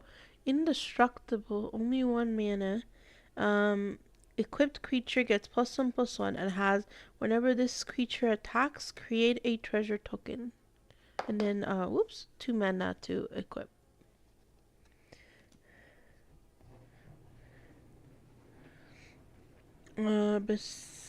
Dig site conservator. It's like a robot. Whenever it dies, you may pay 4 and then discover 4. Blade wheel chariot. So let's see. Well, the original spring loaded saw blades. This is very dangerous.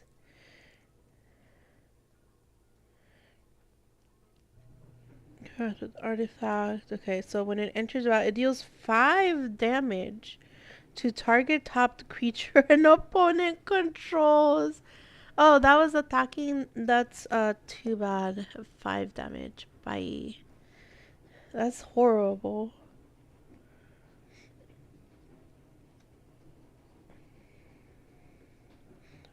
Wall of the Forgotten. Oh, this is the one Cora got earlier.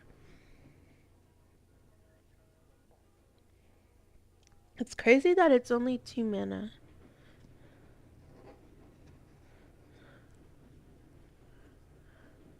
Foil! A frilled cave worm. It's a salamander worm. Descend 4. When cave worm gets +2/+2 as long as there are 4 or more permanent cards in your graveyard. Very pretty.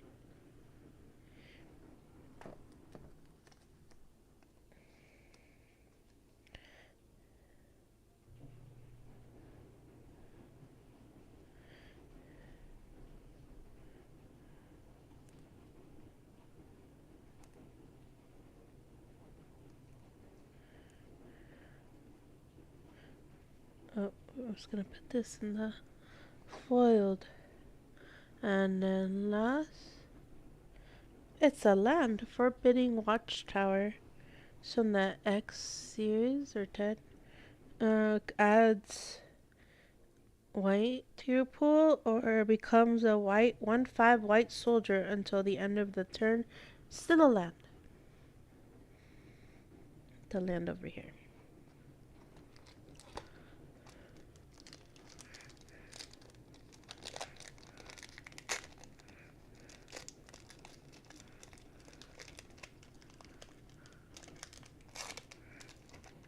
She reminds me of Zyra from League of Legends.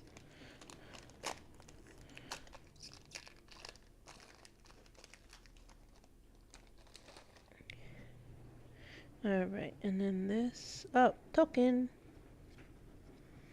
A gnome token.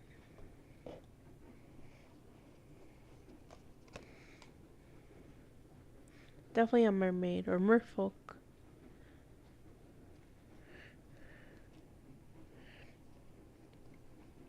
Oh, planes.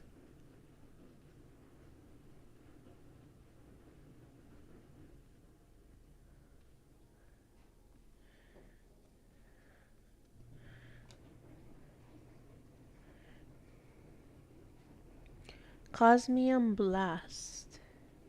Deals 4 damage to target attacking or blocking creature.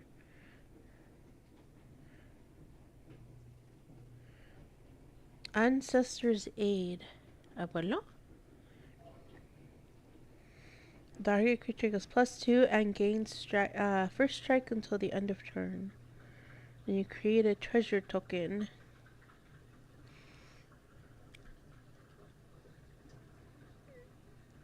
Family Reunion. Creatures you control get +1/+1, and creatures you control gain hexproof until end of turn. This is good.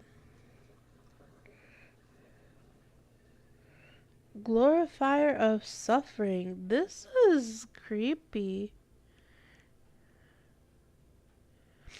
When gore, fire, or suffering enters the battlefield, you may sacrifice another creature or artifact. When you do, put a 1/1 counter on each of up to the 2 target creatures. If he's not in the vampire deck, he's going to be.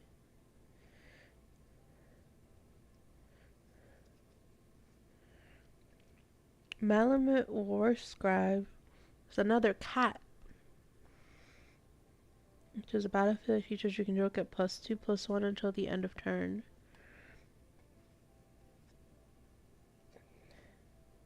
Ooh, blue white is another cat. Your opponents can cast spells during your turn. Goodbye instance. Whenever one or more creatures you control with each power greater than its base deals combat damage to that player. I like this cat.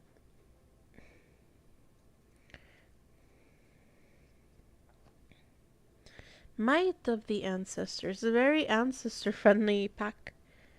At the beginning of the combat of your turn, target creature you control gets +2/+0 and gains vigilance until the end of turn. It's like the primal rage there. Oh, showcase art, borderless. A dinosaur. Oh, you can see it in the stone. There's another dinosaur right there. And then you got this dinosaur here. Whenever another dinosaur enters the battlefield under your control, base power becomes equal to that creature's power until the end of the turn. So I have a duplicate, but this is borderless art. So this is different art.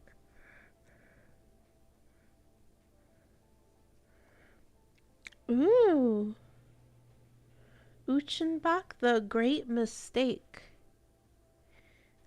Vigilance Menace, descend to 8. 6/4 for only 5 mana. Ooh. Spooky. Look at those eyes.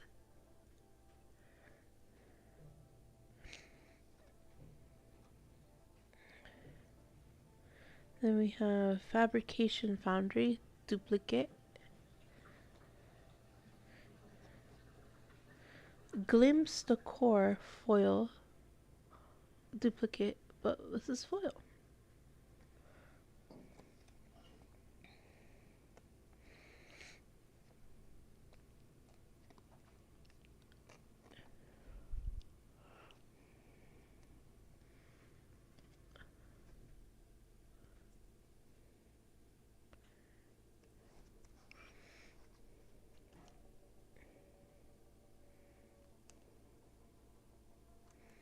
There you go, foil.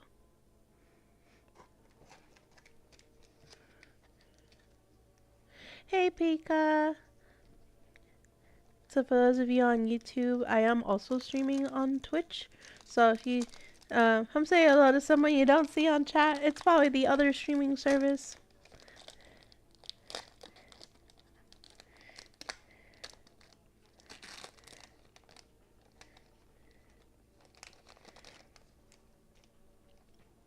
Okay. It's a capybara! Capybara! Capybara, capybara. Capybara. Alright, oh, token. It's a map. Token artifact.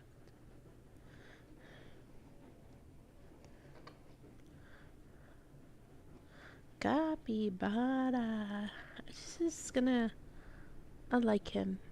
Capybara stays there. How the pulls have been well? They've been alright. We haven't got anything like jaw dropping, but there's been a couple of cards that are definitely nasty, like to play for or against. We got another cave.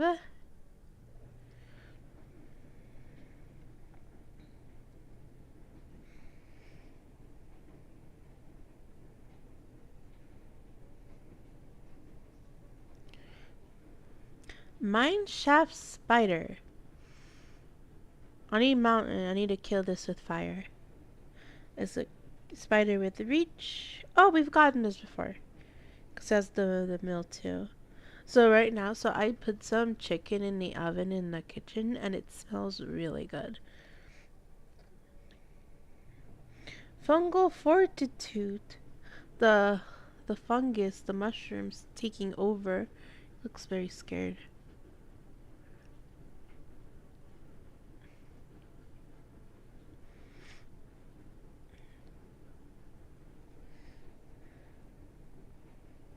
You know, for such a beneficial card, he doesn't look very happy about it. Join the dead? Not the dinosaur? No. They're like pulling him. No.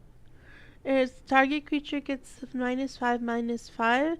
The send for that creature gets -10/-10 until the end of turn. Instead, if there are 4 or more permanent cards in your graveyard. No.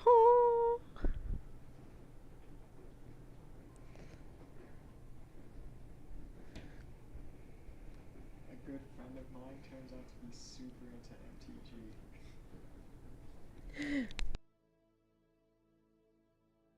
She's watching. Alright, another chance is another instant. Mill 2 cards and return 2 creature cards from your graveyard to your hand. So, another chance. It's like, you see their bodies, like, kind of, like, on the ground. And, like, you see them coming back, like, yeah. We got another one. We were rolling it back. I'm going to show her my favorite cards. Bracklish Blunder. Oh, this is crazy. I just sorry. This is it's like dragging his leg in. And it's like pulling him. Return target creature to its owner's hand. If it was tapped, create a map token. Oh, that's the token I just got. Earthshaker Deadmaw. Dinosaur. When Earthshaker Deadmaw enters the battlefield, draw a card for each other dinosaur you control.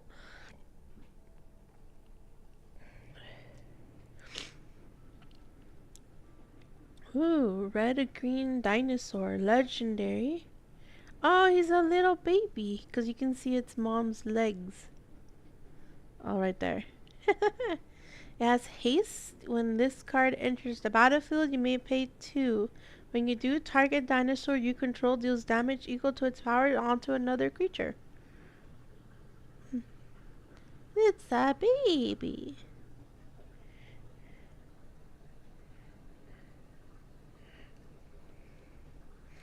Dreadmaw's Ire. Oh, it's a very hungry dinosaur. Instant. Until end of turn, target attacking creature gets +2/+2 and gains trample, and whenever this creature deals combat damage to a player, destroy target artifact that player controls. I'm gonna need this if Korag makes an artifact deck. And if I decide to go mountain or red. Alright, so we already saw this spooky 3-headed dinosaur giving me Hydra vibes. Visage the Dread. It's the crystal skull from Indiana Jones. It's a purple. Amethyst? Amethyst, skull. Choose an artifact. That player discards a card. And it becomes very spooky 3-headed dinosaur. Ooh, this is a 2-sided as well.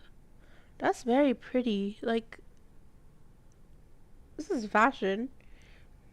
So this is a braided net that becomes fashion. What does it do? Braided net enters the battlefield with 3 net counters on it. You tap it, you remove a net counter. And then it becomes the like the braided shirt. Draw a card for each artifact you control. Then put this into its owner's library. Third from the top. Very specific.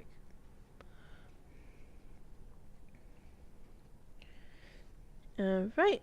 And this one. Gargantuan Leech. It's like eating the dinosaur. Yeah, this one's foil. This spell costs one less to cast for each cave you control and each cave card in your graveyard a lifelink. You put the sleeve on it.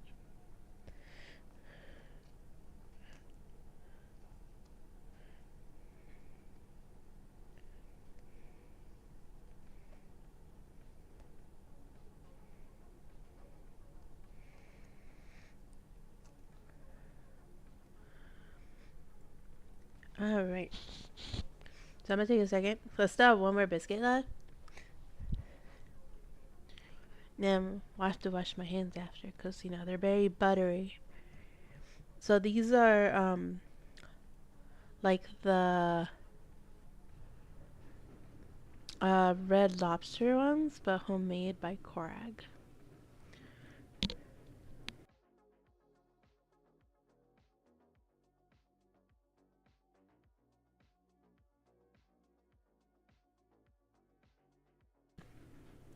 They are very tasty.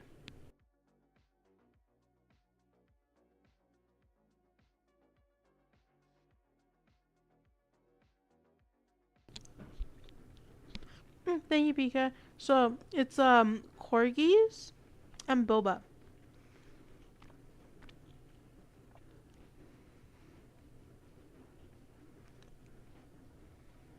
Oh, yeah, I'm also still chewing on the biscuit.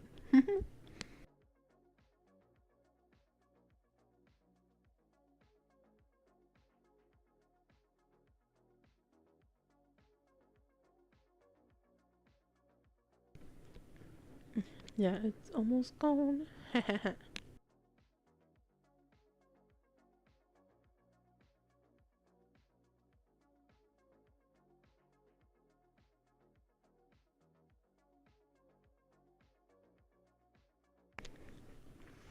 I'm gonna go wash my hands real quick because I don't want to get that buttery stuff on the cards.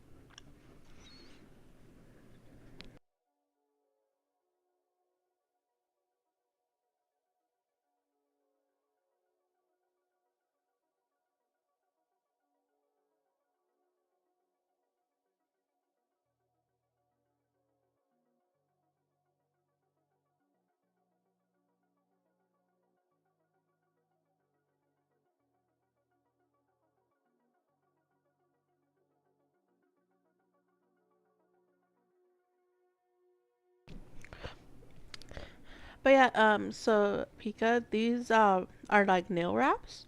They last 2 weeks. They're actually pretty good. So this vendor, um, I got introduced to them at an anime expo this year. They were one of the vendors in Artist Alley. And I bought one just to try them out. They were like not that expensive. They were like $10, but they had like a anime expo sale thing going on. So I bought one. I'm like, sure. They're like $8. I mean, they're like 10. So I bought them. They actually work really well. And she has like clear ones where you can like get like a solid color and then layer in the clear one, and then you can like start customizing. This is just one of her like already pre-printed on their designs. Just slide into my DMs, Pika, and I can send you the website. They're actually because I like having cute nails, but I don't like paying like $60 to the nail salon. She had a sale recently where they were like, how many was it? Like 5 for 35 or something like that. And I'm set for my nails from now to like after Christmas. I probably won't need any more till like February. So yeah, and then like I said, these last 2 weeks, and then mind you, I'm cooking, going to work, I'm like doing dishes and stuff. So they do last. The only thing I do extra is I add a top coat, and then I just cure them in UV light. That's it. Everything else is just I just stick them on. You file it down, and that's it. Top coat, cure it. You're done. Takes me maybe if I actually pay attention and don't get distracted by stuff, like 30 minutes. Just because I'm also picky. And if I take my time, about an hour. But yeah, before this week, I had the Halloween one. So I had a black one. It was like pure black. And on top, I layered the like a foil stars and moon design. Alright, so back to cards.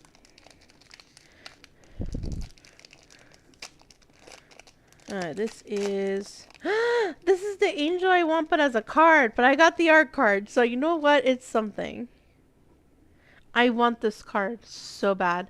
It reminds me of the old like the lowrider style 90s like Chicano art in Los Angeles,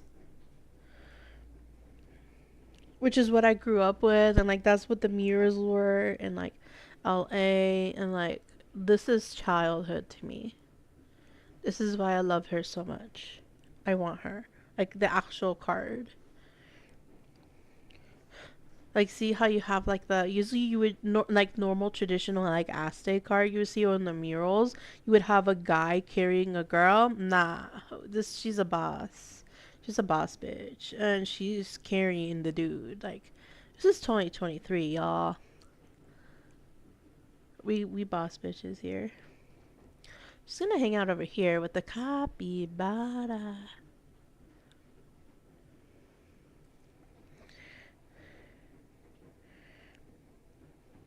All right, do we have a token?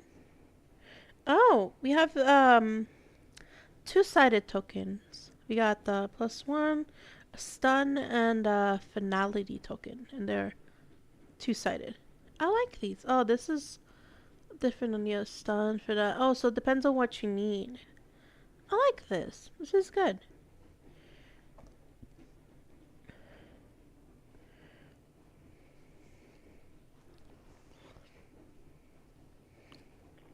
So we have another cave, hidden cataract. Whoop! I keep dropping them. I need to be more careful. And then Echo of Dusk, vampire spirit.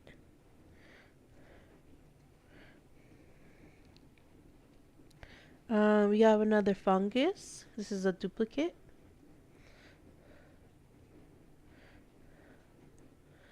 Deathcap Marinette, also another duplicate. It's the one I thought that looked like flowers earlier. Shipwreck Sentry, also a duplicate. She's got like that axe. Oh, this is exactly the same order too than of these duplicates.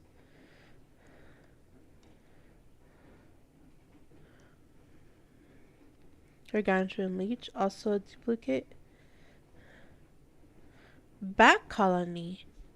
When Bat Colony enters the battlefield, create a 1/1 black bat creature token with flying for each mana for each cave spent to cast it. Whenever a cave enters the battlefield under your control, you put a 1/1 counter on target creature you control. Interesting. I would like it just for the bottom. Oh, you have to have caves though. BRB gonna get. I'll have fun. Oh, are you doing tabletop simulator, correct? Or the arena? Healed arena. I think he's already in it. Artifact creature gnome. When it enters the battlefield, search your library for a basic land or basic land card or cave card. Put on the battlefield tap, then shuffle. Alright, so this turns into a land and it's a cave. That's a mountain. So what is the original? It's an artifact. Dowsing device. Device in the battlefield. One target creature +1 and it gains haste until the end of turn. And transform dowsing device if you control 4 or more artifacts. Okay, okay.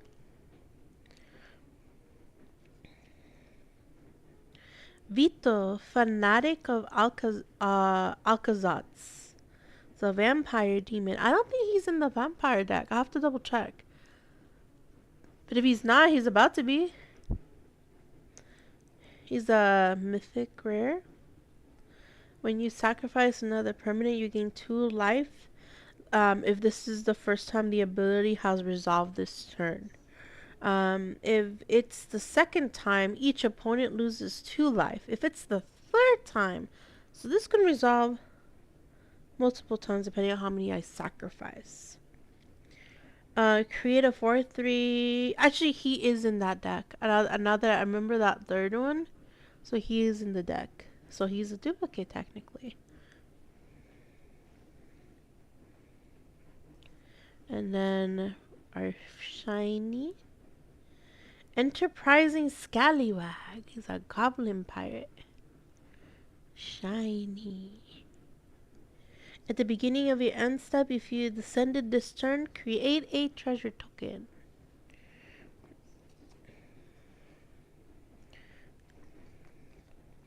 Trying to get the sleeve.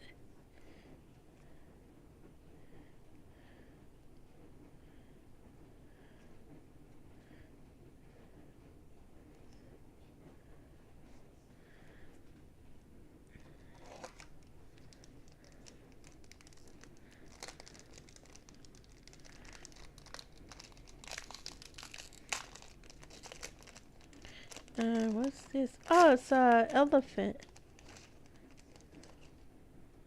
It's very pretty. And token. Another map token.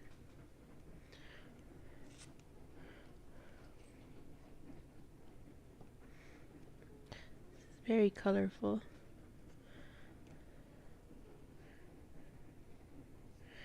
Actually, I'm gonna put this art. So I'm gonna move this here. And then capybara.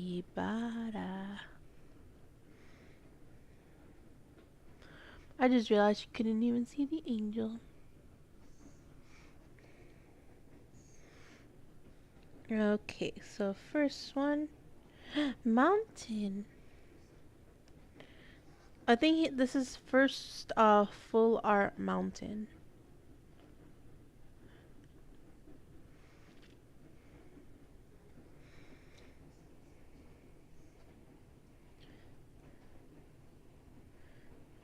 Child of the volcano. You see, like this is a person and this is his arm. Elemental trample.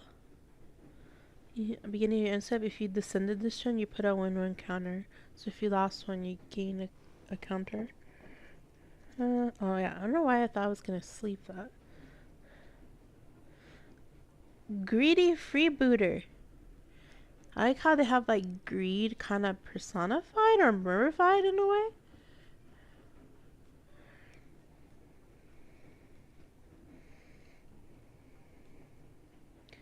Unlucky drop. Unlucky. Artifact creature puts at the bottom of their library. Like, goodbye.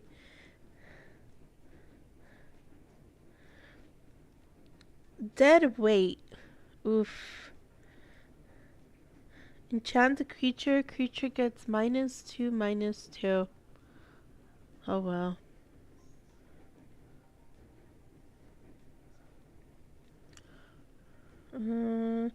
Enchantment aura. Enchanted artifact. Enchanted artifact is a golem creature with a base power of toughness of 5/4. In addition to its other types, when this card is put into the graveyard from the battlefield, discover 3. It's like water with like a ship's wheel.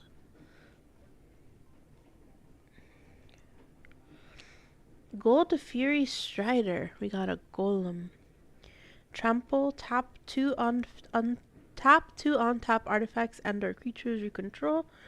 Target creature gets +2 until end of turn. Activate only as sorcery. So you can't use it as an oh shit, someone's attacking me, I gotta defend thing. Another golem. A lot of golems. Artifact golem. Flying ward. Put target card from graveyard to the bottom of its owner's library.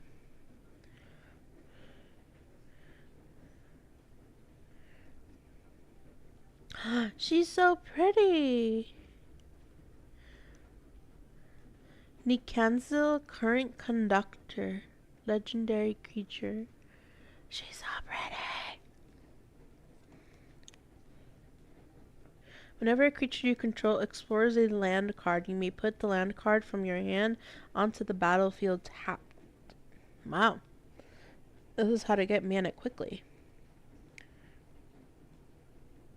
Whenever a creature you control explores a non-land card, put a 1/1 counter. Let's leave her. I'm keeping her. This one turns transformed into a land.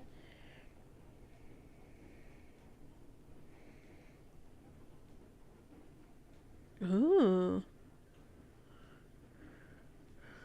Ohertak Deepest Foundation. Legendary creature god.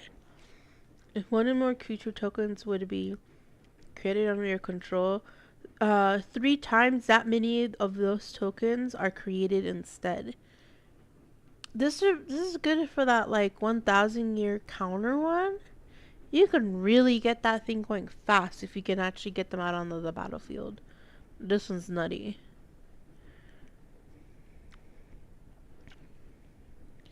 A siren pirate. So it's a pirate, but also siren. It's like she left her sister. It's like, I am out of here. Bye. Flash flying. Whenever this deals combat damage to a player, put chorus counter on it, draw a card, then discard a card. If there are 4 or more chorus counters on this card, you may cast the discarded card without paying its mana cost. Nice. And last but not least, we have Shiny Dinosaur. Oh, he's the one with the lights. So he's a duplicate, but this is the shiny version of it.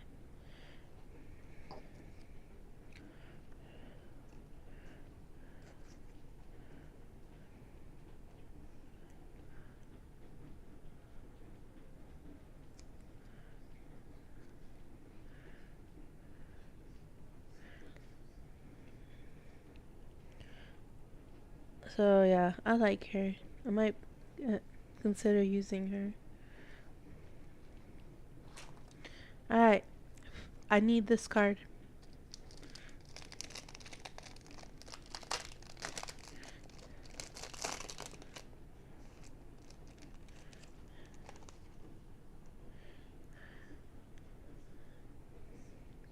Ooh, very creepy with the chalice. Like it's like oozing out some omen. Looks like a dinosaur spine right here. Interesting art. So this is a token. A vampire demon. 4/3. Spooky.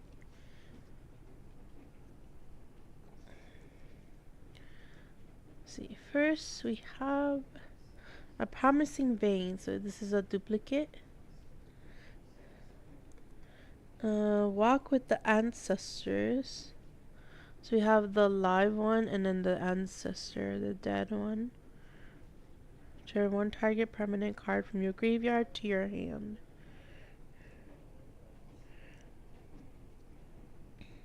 Sage of Days.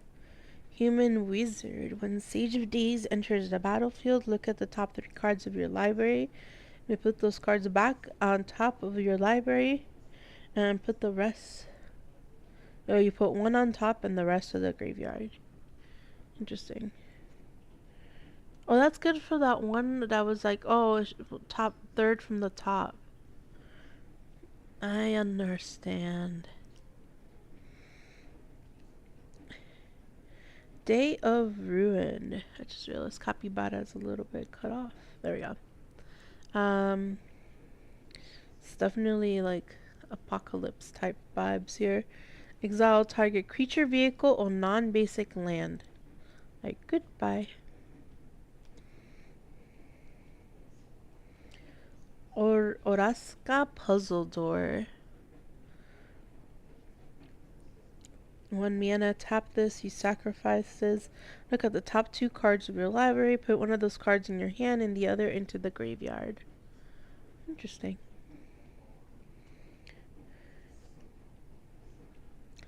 Artifact equipment.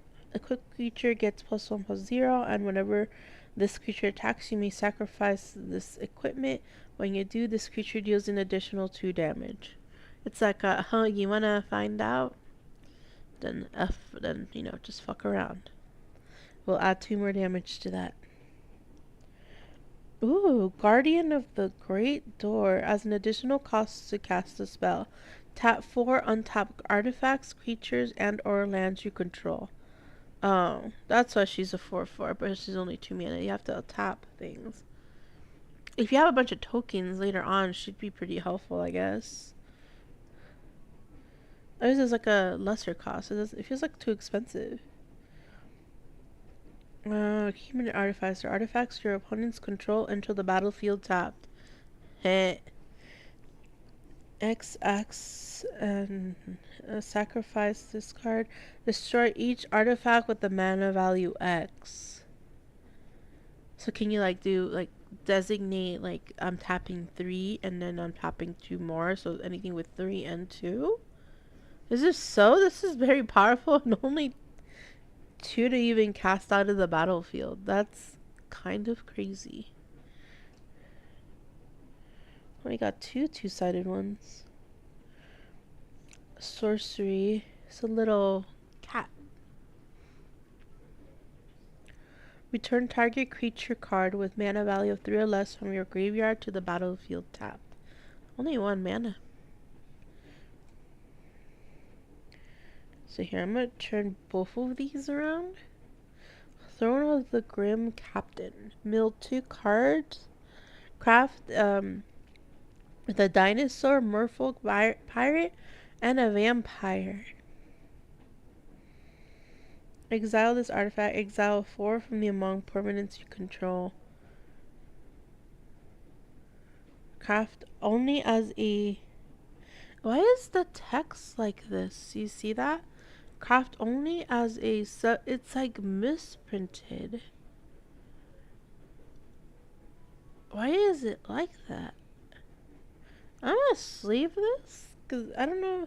Oh, this does it too. See that? Are they misprinted? Hold on, I'm gonna look this up. Because I am very curious. I'm gonna look up the throne one.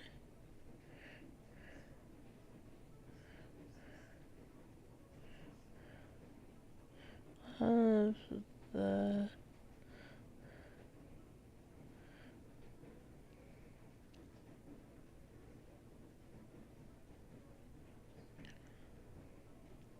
Okay, I think I found it. Do they all look like this? Or is it just... Oh yeah, they do. Okay.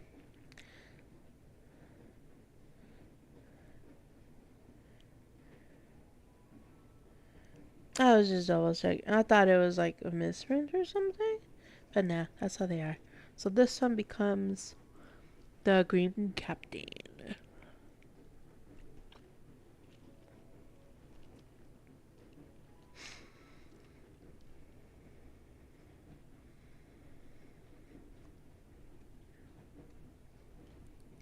And then the stone tree. Very colorful tree. Oops, I was out of the frame there. And comes a golem. It stands up and attacks. And then last but not least, Dynamaton. It's a dinosaur gnome artifact creature. That is a lot.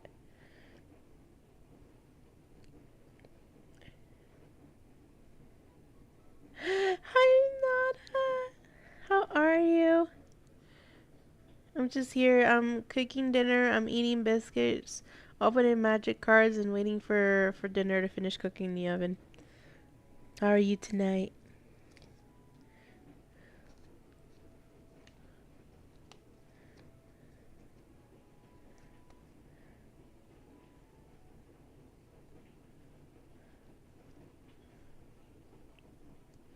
It's just a banana sleeve. I'm manifesting that I get this card. This is a beautiful. Oh, thank you. I was just showing them the Pika over on Twitch because I'm streaming on both. So it's corgis and boba. Because, that's what you need for happiness. Or at least what I need for happiness. It's just a reminder. Corgis and boba.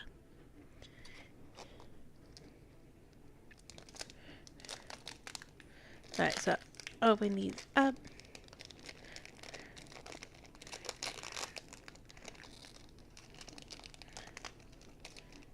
Ooh, it's like a little like a little, but it's an Aztec temple.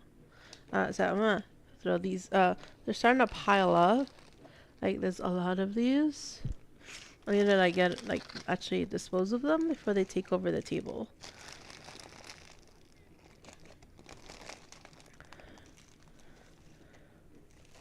Like, look at all of this. That's a lot.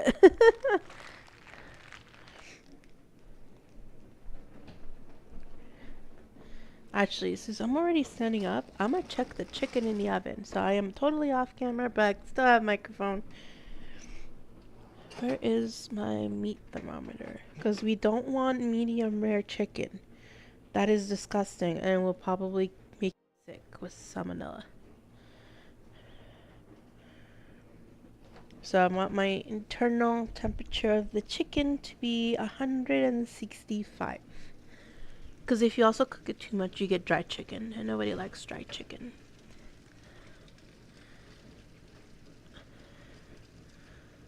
Oh, the thermometer switched from Fahrenheit to Celsius. How dare it? I like my freedom units. Oh yeah, this chicken's ready. If you hear the faucet, it's because I'm rinsing the meat thermometer.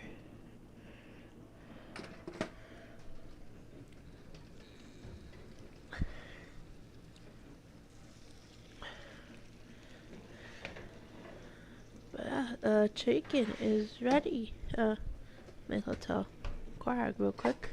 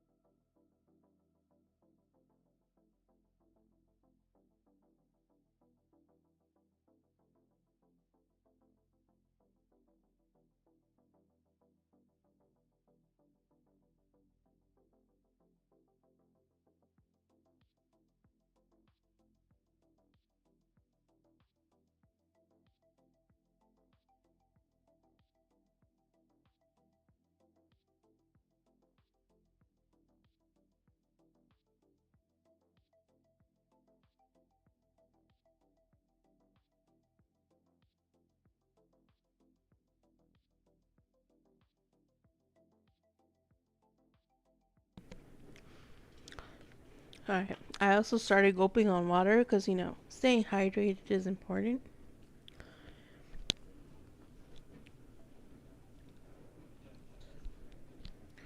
Okay. So I have this pack now. So we have the Aztec Temple. I gotta check to make sure we don't have a token. We have a token.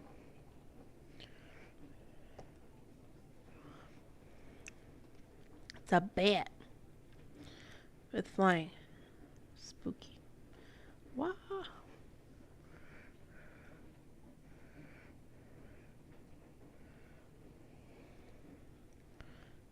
We have a forest. This is different from that other one that I got. Hold on.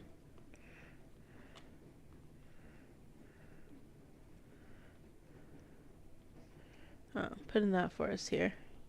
Looking for that other one. I sleeved it, so I know it's in the sleeved shiny pile. Oh no, it's the same. Here's the foil. Foil versus non-foil. This is the foiled one.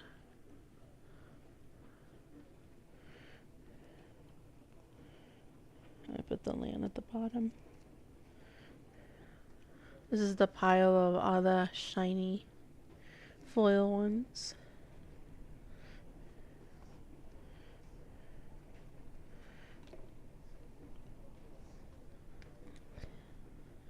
We had another chance, the one with the bodies again. Screaming Phantom. I don't think I've gotten this one yet. It's a flyer. It costs 3/2. Whenever this card enters, oh no, this card attacks, mill a card. Another Tally Saver. This is my third one. Envoy of Okinek Ahau. We've gotten this cat before because I remember its little companion that looks like a dog. Looks like a pit bull or mastiff type of dog.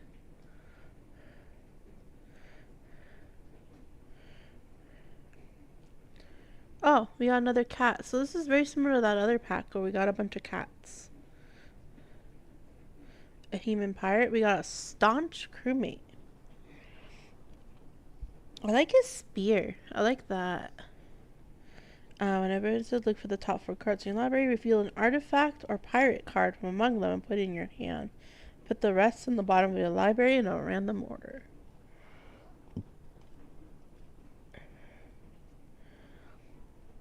Enterprising scallywag. Is literally stealing off a dead body.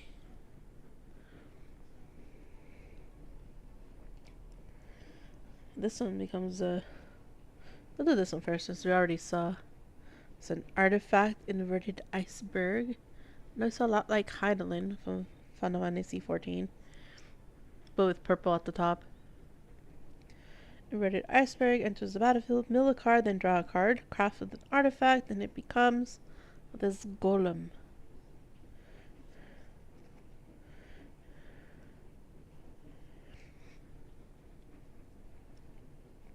Got a volatile fault, so another land, extra land.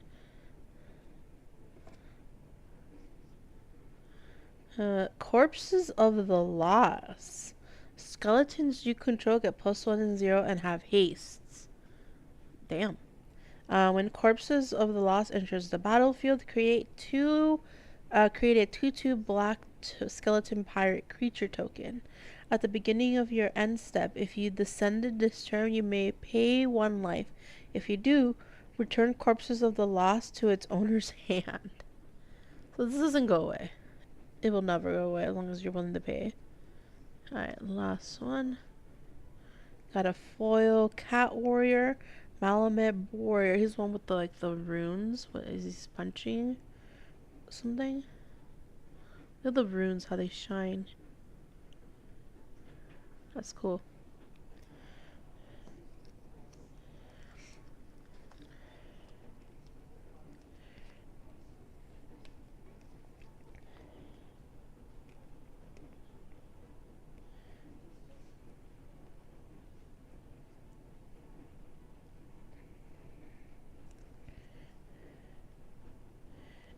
I'm fighting the sleeve with this one. There we go.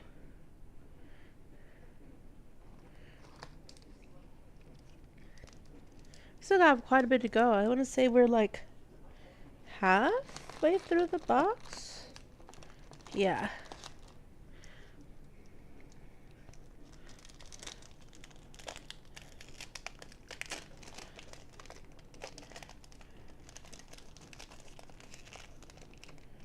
Alright, so I saw that. That's a fungus. Oh, that's cool.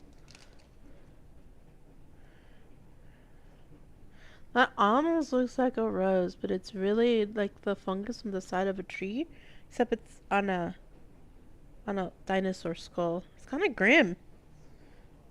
Creature cannot block 1/1.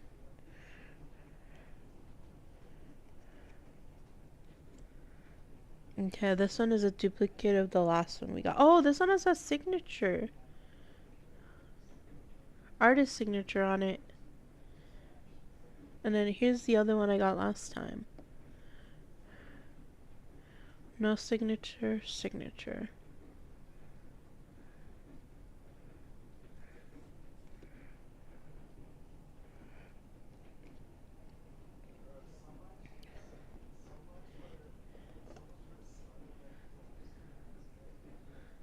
Mountain.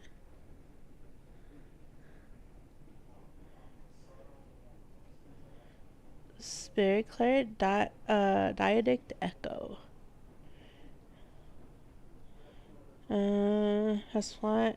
This card has flying unless there are 4 or more permanent cards in your graveyard. It's better for like mid to end game stuff. In the presence of ages, it's like they're gone exploring and they found like this big head, big dum dum. They gave Night of the Museum here.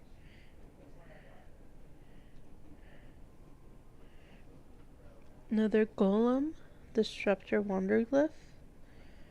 Whenever this card attacks, exile target card from an opponent's graveyard. Nah, that's not just dead, but dead. Whoops. A Braid. Deals 3 damage to target creature or destroy target artifact.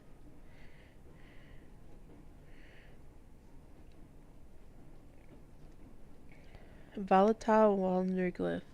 Artifact Golem. Whenever this card becomes tapped, you may discard a card. If you do, you draw a card. It's pretty good, I guess, if you don't like your hand. Ooh, Pit of Offerings, another cave. I wonder how many caves are there. I've gotten quite a few. Huh. Wondering. Enters the battlefield tapped. Exile up to 3 cards from graveyards. Add 1 mana of any of the exile cards' colors. Interesting.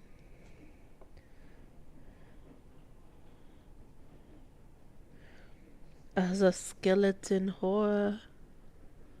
Spooky. Also duplicate. It's another cave. This deck has this pack had a lot of caves. Look at this one. It has like the spooky face in the cave. Oh, and then it has like the mushrooms over here. I like this one. For 2 mana, this becomes a 3/3 elemental creature until the end of turn, and it's still a cave.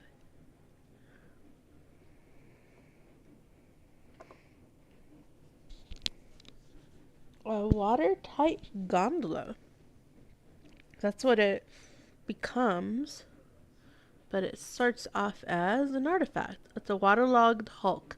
It's like all sunken up, then it gets fixed up into a gondola. Interesting.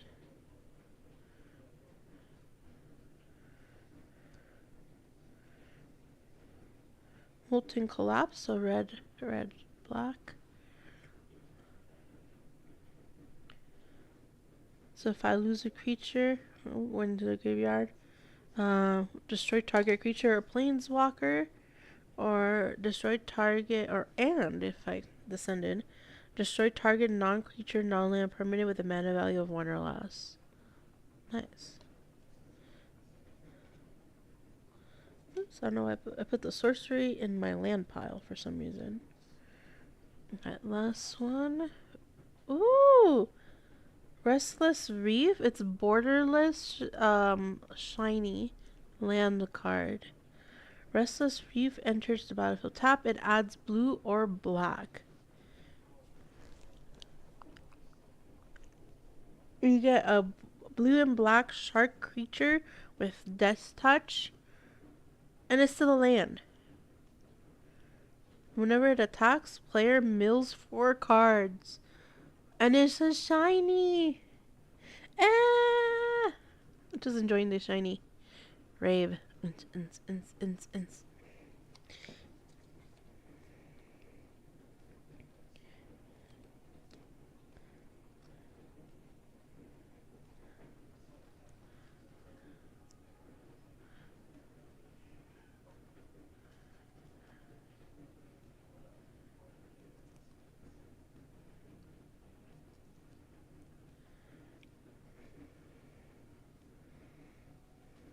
I like this land a lot. Another capybara.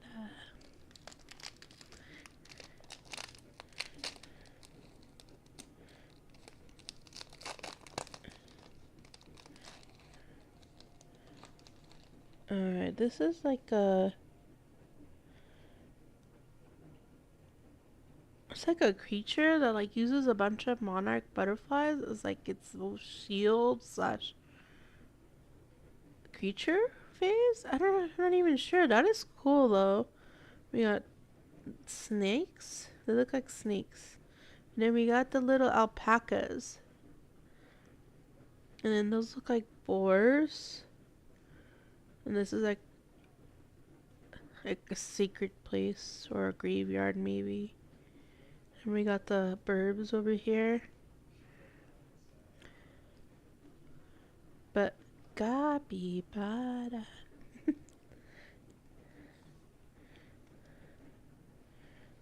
Okay, and then this is another fungus token. Okay, I low-key want to get rid of the two-sided one out of the way, if we have one. Of course this is the one that doesn't have one. Okay. Because it's kind of a spoiler. So this one has no two-sided cards. And my first full art swamp! I feel like this line here gives it a lot of movement. Like when I move the card, I imagine like tapping this and it's like whoosh. That's cool. I like that a lot.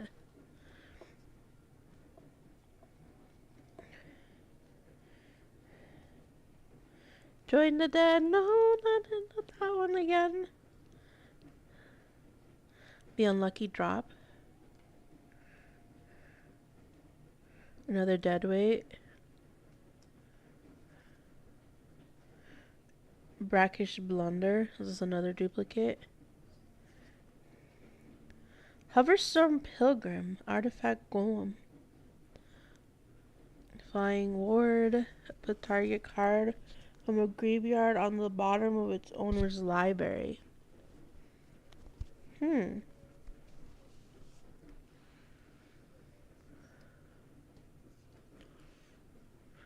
Captain Storm. She's my second Captain Storm.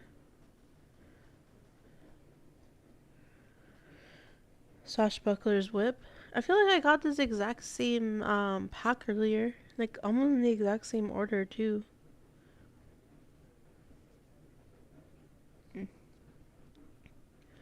Ooh. Oh, this is a duplicate, but this is the first showcase art for it.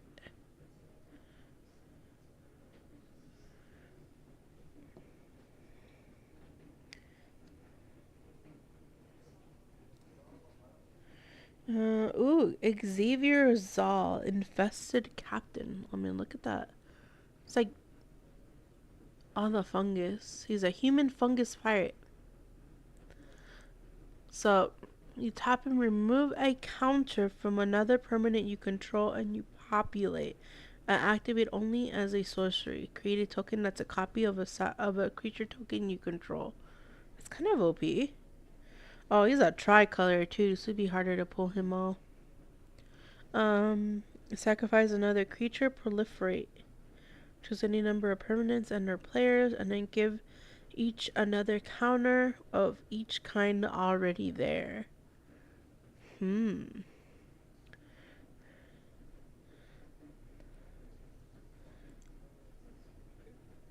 A dinosaur, a red black. Polini's Hatcher. Oh, they're like putting a little egg in a little nest here. Here, let me try to get this to focus. There we go. Dinosaur. Other dinosaurs you control have haste. Um, when Polini's Hatcher enters the battlefield, create 2/0/1 green dinosaur egg creature tokens at the beginning of the combat.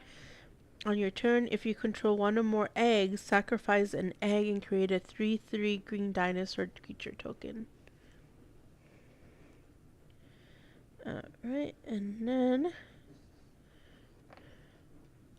you got a shiny, I don't know why I said sunny, Sunshot Militia. I like how the wizard, like the magic shot, like it really shines because of the white color on it. Oh, and then you can see like the movement from the sword, and that shines there. That there's like a line. I don't know if the camera's catching it. And you can see like the shield this wizard's casting. That's really cool. I didn't notice those details in the non-foil version.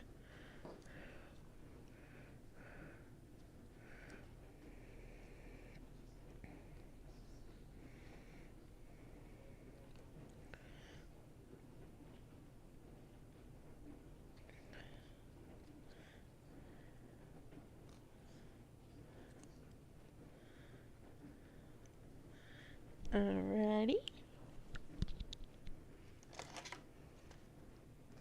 We got more.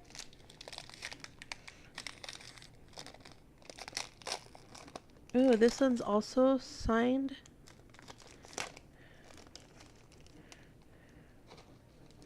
Oh, he looks badass. Look at that. Hey, I'm gonna F you up.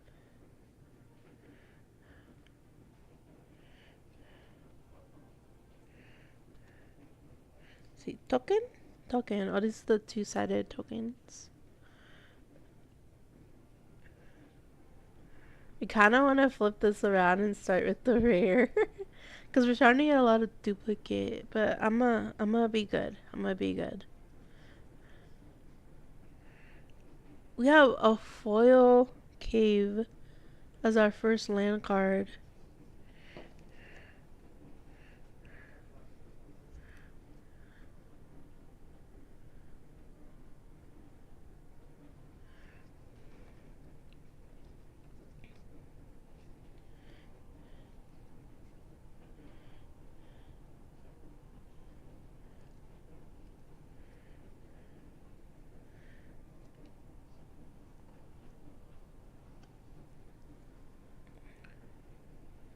River Herald Scout.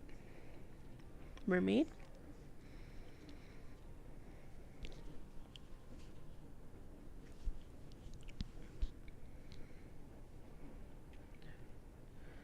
Song of Stupefaction.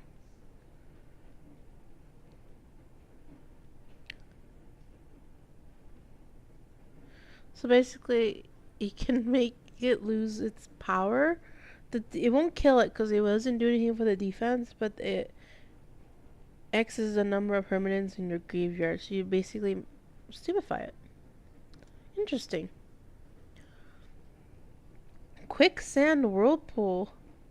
This spell costs 3 less to cast if it targets a tapped creature. Oh, so technically this could cost, so it's at -3, so 2 plus total of 3. And then you just exile them.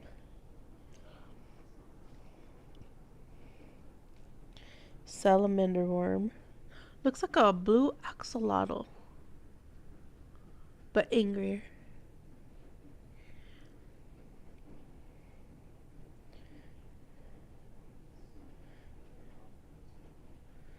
Hualti's Final Strike. So we got the dinosaur back here and back here. There's a vampire, and then we got our warrior killing. I like that artwork a lot. Ooh, Bloodthorn Flail. I think this was in the vampire deck, the Precon Black White. Equip creature is +2/+1. Equip, play 3, or discard a card.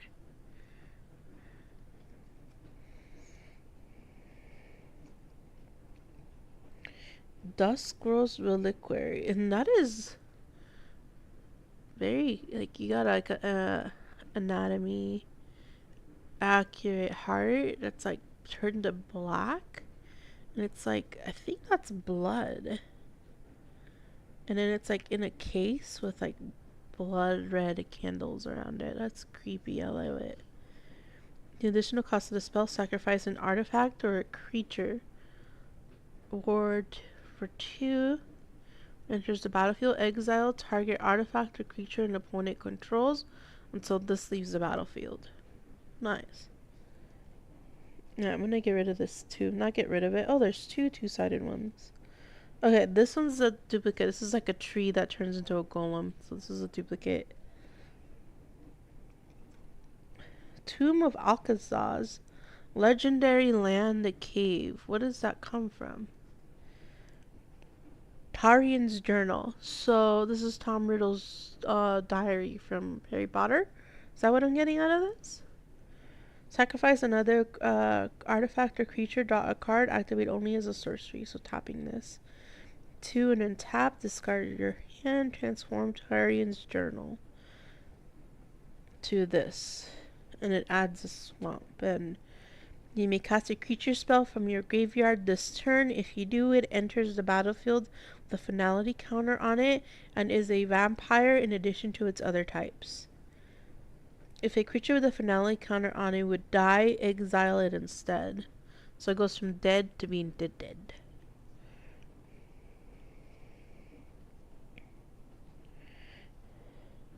We got it. Rampaging Ceratops. Okay, I like the way they did the, like, its crown looking thing. Like, it has, like, rune type of things. Like, that is so cool. Let me see if I can focus it a little bit better. Like, that is so flipping cool looking. And then it's, like, killing these 2 pirates or conquistador types. Rampaging Ceratops can't be blocked except by 3 or more. It ain't menace. It's really menacing.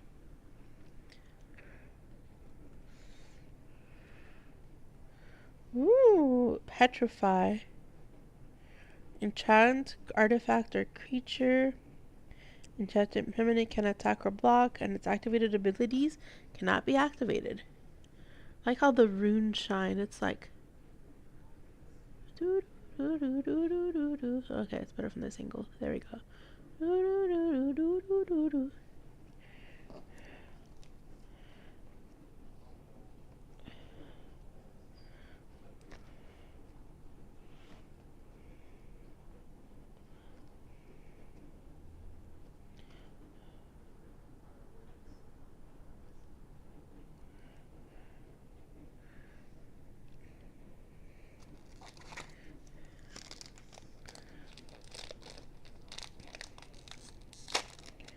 Let's see. I'm trying to switch something over here.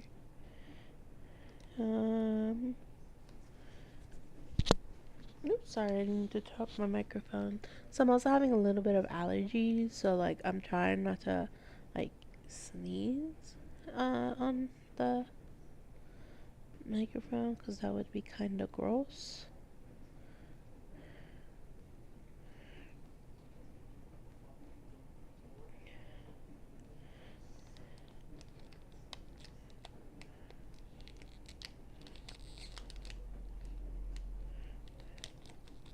Okay, I thought the YouTube kids were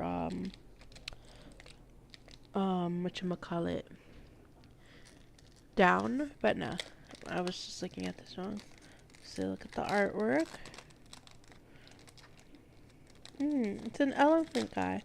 He kind of looks like Ezreal, but like from League of Legends, but elephant. And he's casting spells. Oh, this is like a ghost with like a necklace. And then there's more ghosts. Who knows if they're helpful or hurtful? This one it looks like it was like summoned. I don't know. Oh, that is not a token.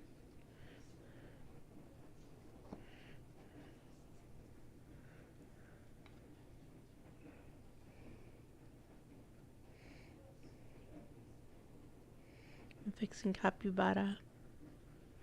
Capybara.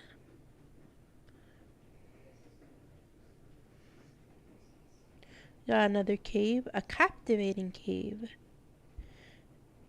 One and then tap. This becomes mana of any color. So technically costs two.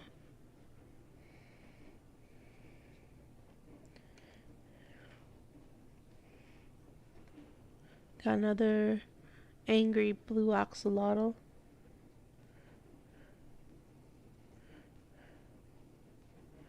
Child of the volcano. This is also a duplicate. We're trying to get into a lot of duplicate category here.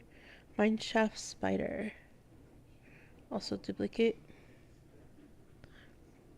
Fungal fortitude. Oh yeah, this is where I thought he looked ungrateful, given what the card does. Yeah, greedy freebooter. Also duplicate.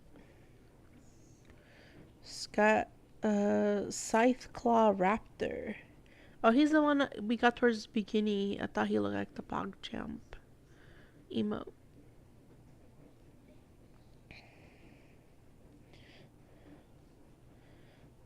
Oh, it's another Loch Ness monster, so he's also a duplicate. Defossilize. Huh. Return target creature from your graveyard to the battlefield. That creature explores and it explores again. 5 mana. That is very pretty. What does it start as? A Sunbird Standard. It's like a banner. Add 1 mana any color. Craft with 1 or more. 5. And then exile this artifact. Permanents you control cards from your... Okay. Exile this artifact. Exile 1 or more permanents you control and or cards from your graveyard. Return this card transformed under its owner's control. Craft only as a sorcery.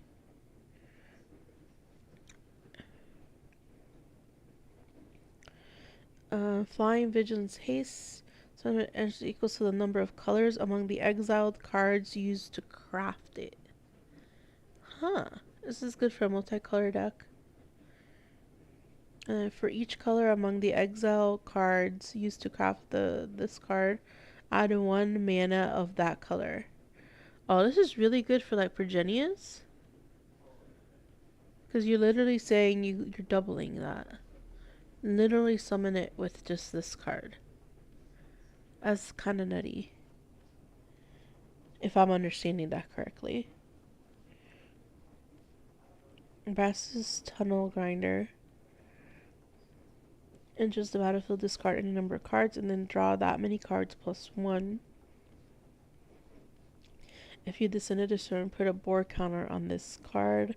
If you 3 or more, you transform it to a cave, which adds mountain. Whenever you cast a permanent spell using mana produced by this card, discover X, where X is the spell's mana value. Dang. Ooh, shiny. Adaptive Gem Guard.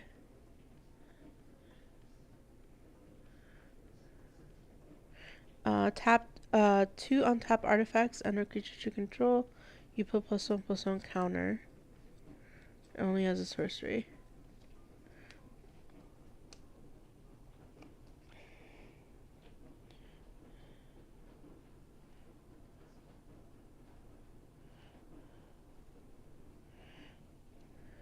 And what is this? Oh, it's a blink. Alright, capybara is like almost cut off.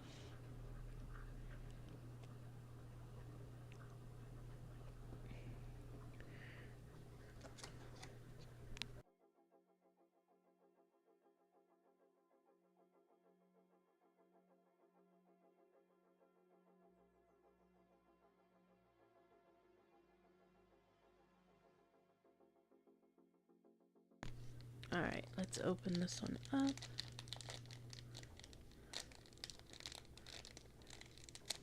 If I can grab the little edge here.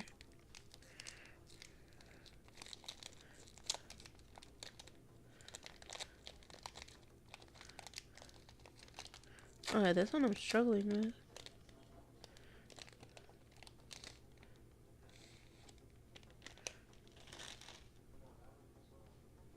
Oh, this is the mountain art. Alright, do we have a token?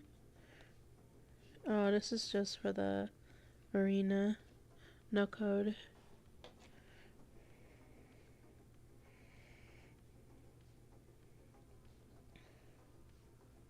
I keep pushing the poor capybara. Another cave.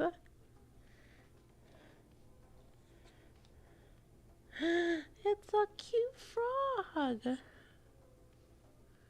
A poison dart frog. He adds 1 mana of any color.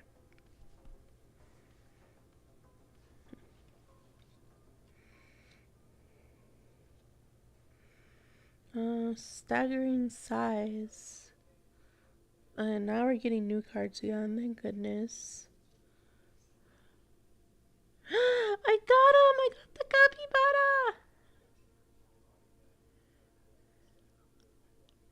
capybara! Correct! I got the capybara! The capybara!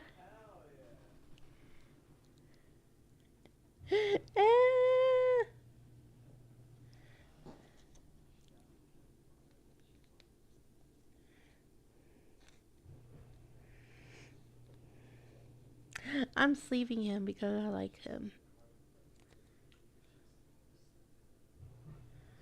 He's so cute.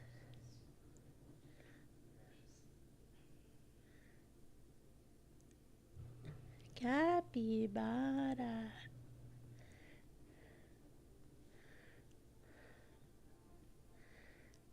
I'm just manifesting this angel card now. If we can get her, I will be a very happy camper.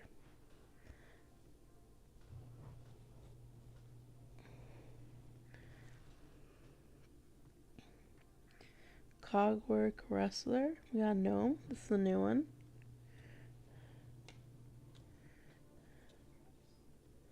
Human Soldier. Red or white. I mean, top 2 on top artifacts. And I do, and then you go discover.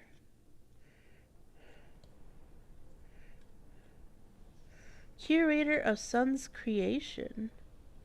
Why is there a hand in that amber? Is this Jurassic Park?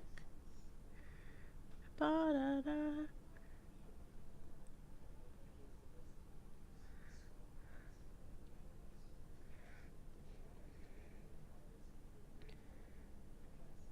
The Geological Appraiser. Command Tower. Legendary creature. Ooh.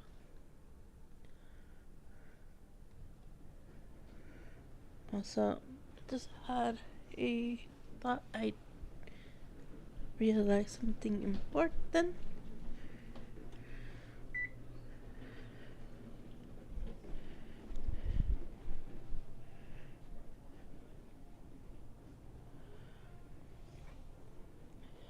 Alright, so Command Tower adds 1 of any of my commander's identity. This is from... Wait. So, Command Tower, these are both the exact same. One just has a pyramid. Add 1 of any color. Or you can do the dinosaur side.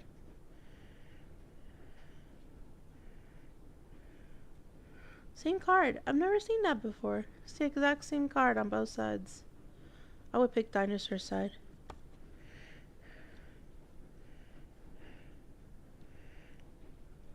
Terror Tide. Oh, that's gross. Excess is the number of permanents in your graveyard.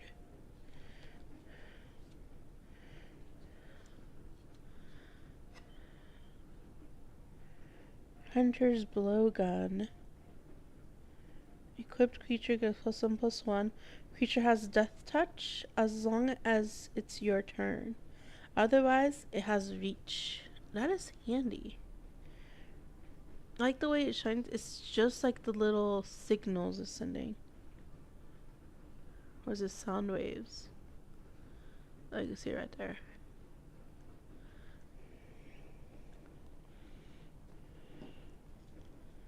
Capybara.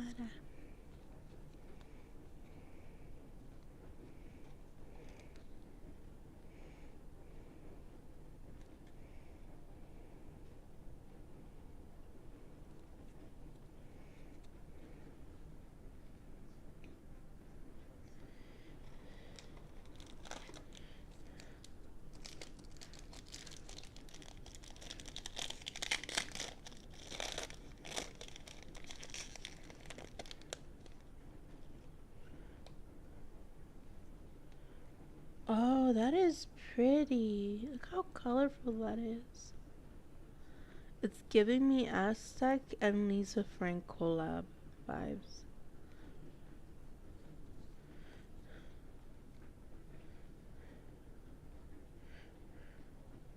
So I accidentally saw that this is not a token. It's something. Whoops. Oh, well, that ruined it. Reprint Dwarf Shaman. Oh, this is like the School of Magic X pack, I think. Oh, I messed that one up. Heh. Oh well. Any two-siders? No. Capybara.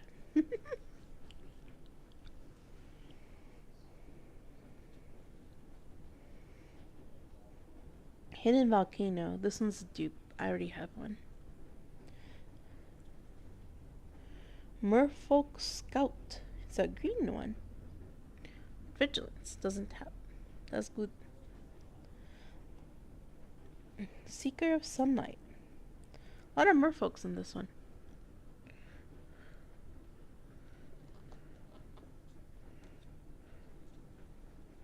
Another merfolk. Waterwind Scout. Flyer. I like the way they did the wings. That's pretty. I like it. Runaway Boulder. This is literally giving Indiana Jones.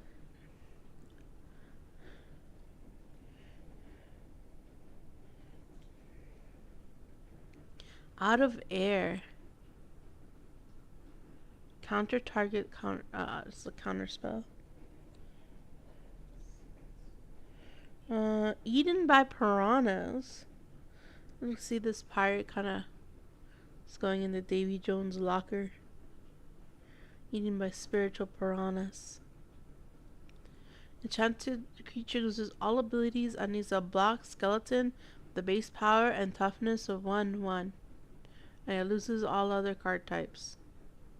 Dang, these are like no joke piranhas. Confounding riddle.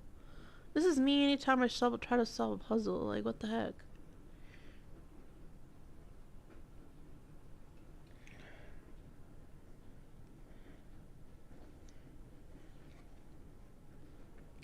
Hurl into history. That is one scary face coming out. And then the pirates being sucked in. The story, counter target artifact or creature spell, discover X. X is that spell's mana value. Oh, the one that was being countered. Oh, okay.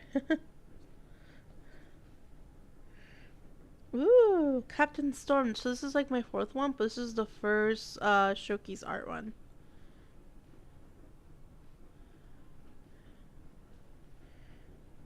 I'm gonna sleep her. I like her.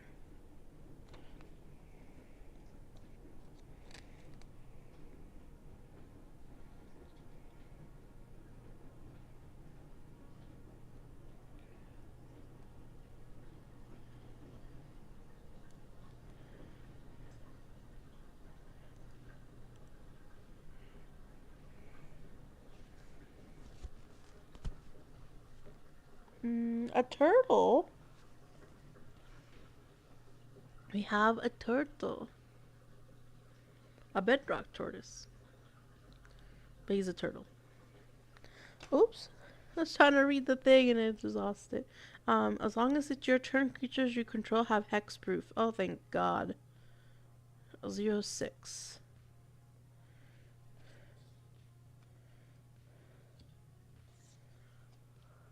Ooh. Primordial Gnar. I have this one, but I don't think I have shiny. Oh, now I do.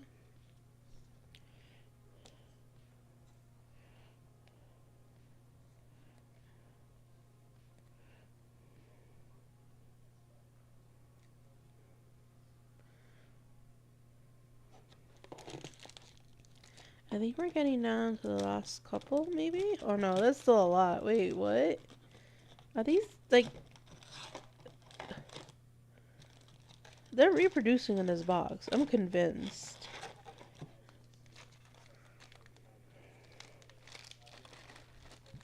Okay, we have this many left. So 2, 4, 6, 8. So we have 10 left. We have 10 more.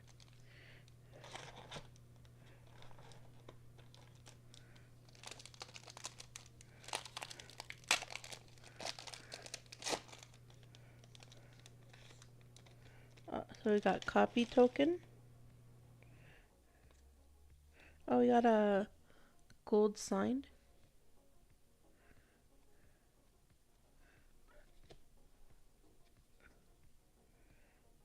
Is that like a bat? It looks like a bat.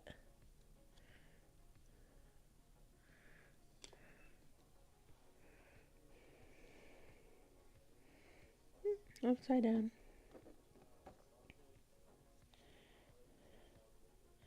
It's another cave. I've had this one already. That's a dupe. Another mermaid. I think we got him last pack.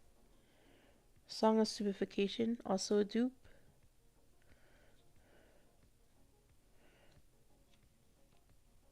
Quicksand Whirlpool. Also dupe.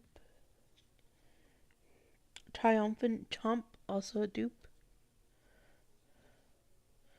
Thrashing Brontodon.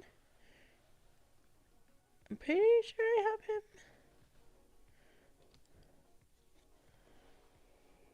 Belligerent Yearling. I know I have him. Actually, no. I think the other one had the rock dinosaur, but it was like on the wall. Might be a different yearling. A golem. Gold Fury Strider. Oh, we got two two-sider ones. So let's do this one. Oh, this one, I remember the bricks. So this is a dupe. This one I do not believe I have. Oh, yeah, I do. I don't know the Dupe King. Never mind. Yes, I do. I remember more for the front of the card than I do the back. Ooh. Human Advisor. Alkalpakal. First among equals. I like how they did his, like, spells right there. If I could get that to focus a little better. There we go. And like, he's about to, like, smite you. In the beginning of each creature's end step, each player's end step, if an artifact entered the battlefield under your control this turn, look at the top two cards of your library, put one of them in your hand and the other into the graveyard. Huh. Last one. We got a shiny Loch Ness monster. There we go.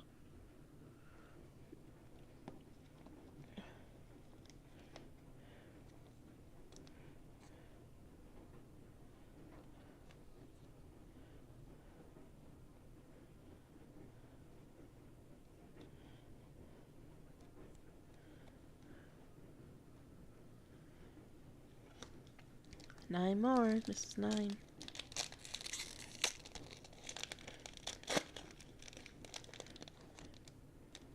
Okay, I spoiled myself, but there's a planeswalker in here.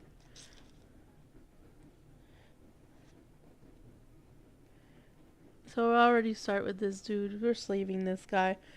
Lord Windgrace. He's swamp, mountain, and forest. Discard a card, then draw a card. If a land card is discarded this way, draw an additional card. -3, return 2 targets landed cards from your graveyard to the battlefield. So you bring them back. And -11, destroy up to 6 target non-land permanents. Then create 6 2/2 green cat warrior creature tokens with forest walk.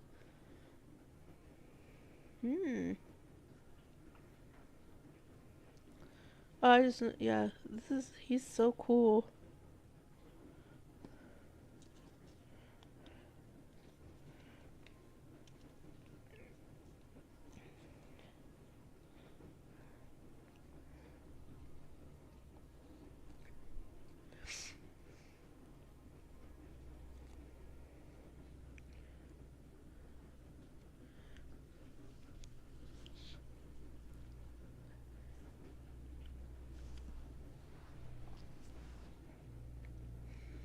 Got our little dinosaur.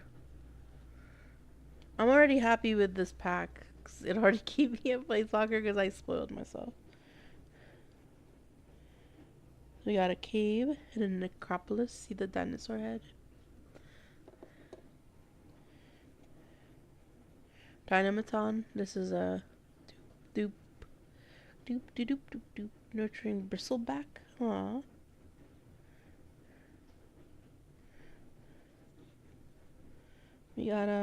We got the shiny version of this not long ago. Alamus Scythe. 4/4.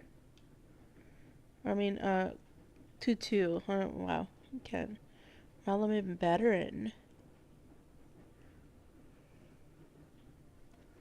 A lot of cats in this one. A Siren Pirate. Flying, when this enters the battlefield, create a map token.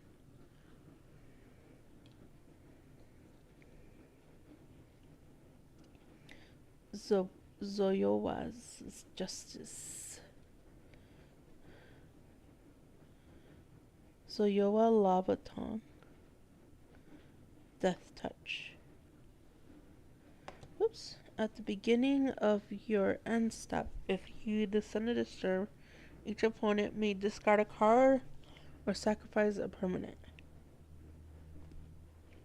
And it will deal 3 damage if you don't.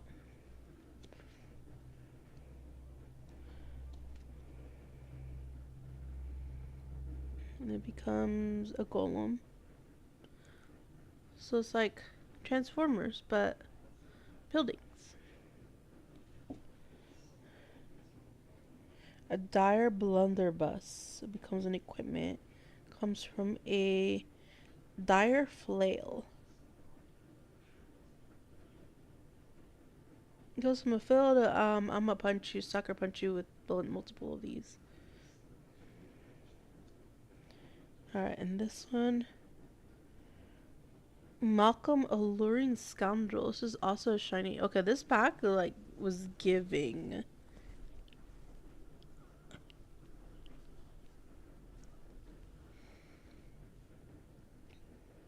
So she's a dupe, but shiny.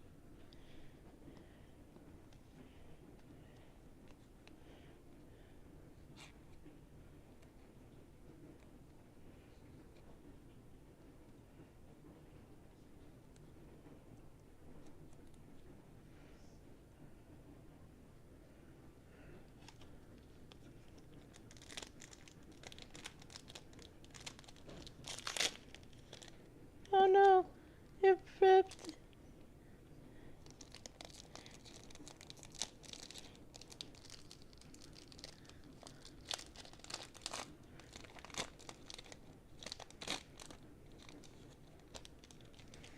this is the non-signed version of the other card.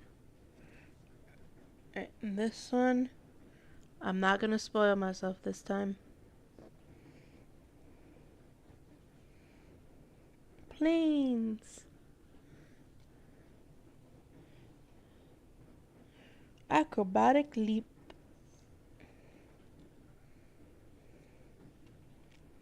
Rampaging spike tail. Oh, this is the first time I see this one. It's a black swamp dinosaur. Relics roar. Until end of turn, target artifact or creature becomes a dinosaur artifact creature with a beast power and toughness of 4/3 in addition to its other types. Nice. Thousand Moons Crackshot. Whenever this creature attacks, you may pay 3 mana, and when you do, you tap a target creature.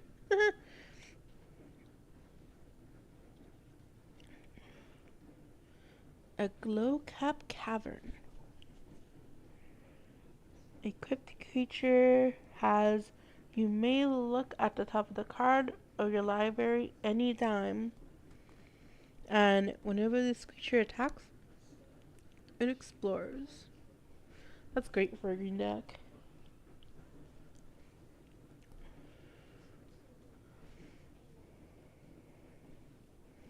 Alright, I see a two-sided one. I'm just gonna pull her out. Oh, I see another two-sided there. Tithing Blade.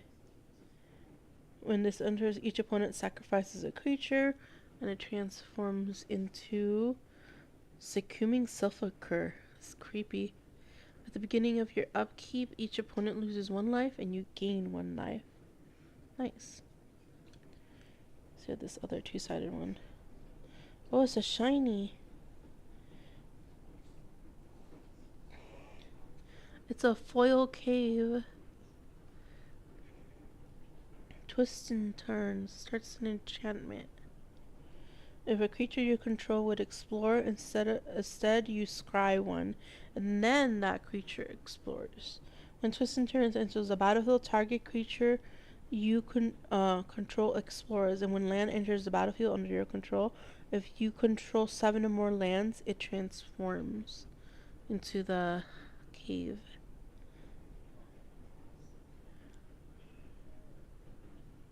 That's cool.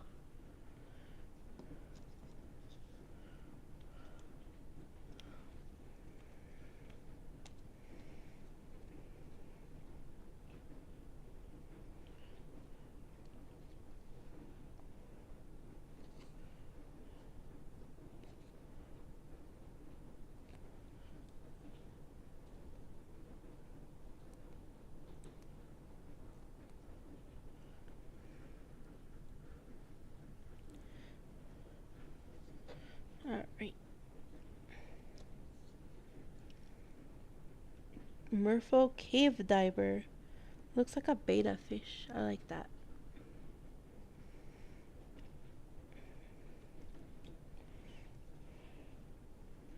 Sorceress Spyglass. As it enters the battlefield, look at an opponent's hand and then choose any card name. Activated abilities of sorcerers with the chosen name can't be activated unless they're mana abilities. Oof. That's rough.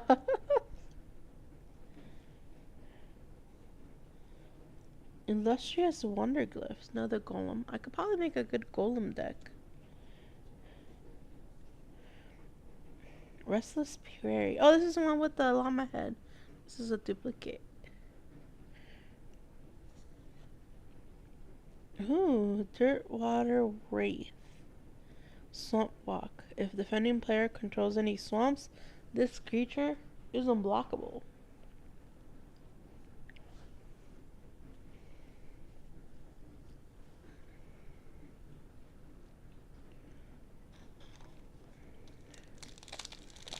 Alright, only had a few left, and I kind of want to go eat my dinner, so... Am I rushing a little? A little bit. I'm still trying to manifest her. Capybara.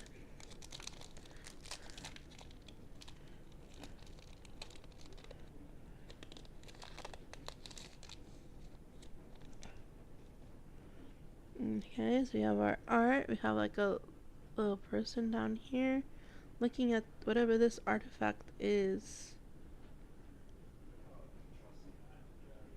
Interesting.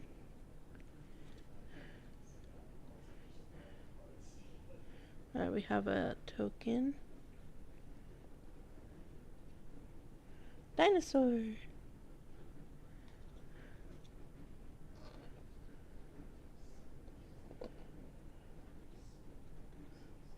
Captivating cave.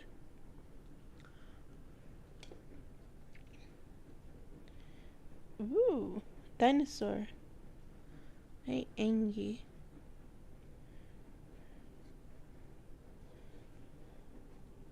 Burning Sun Cavalry. We have a shiny of this one. Oops, it's trying to slide off.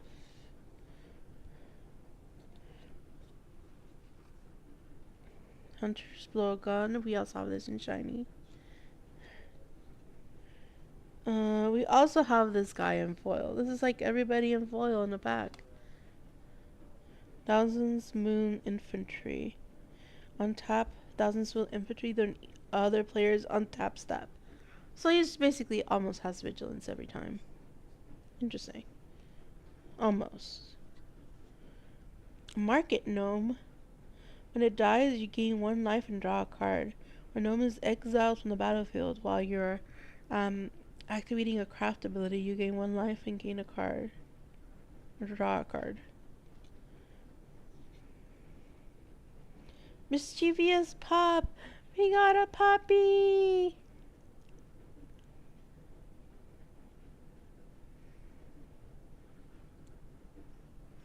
We got a doggo!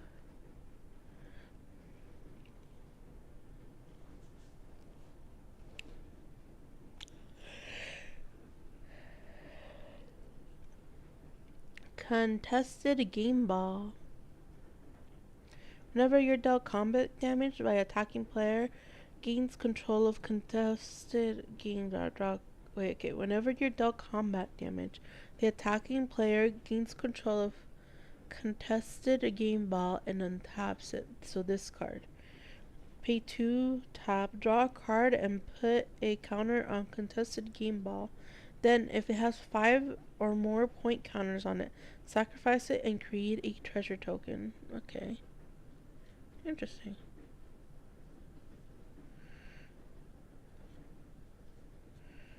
That becomes Temple of the Dead. Bartolome del Presidio. A Vampire Knight. Cool. I like his art. So this becomes Temple of the Dead. Alcatraz, the deepest betrayer. Oh, this is the guy, the god the vampires, like, worship.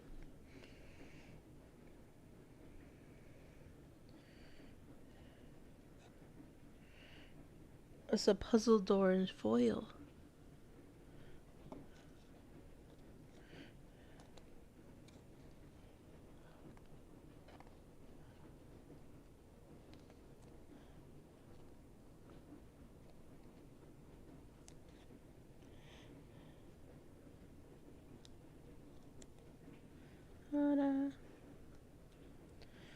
Capybara.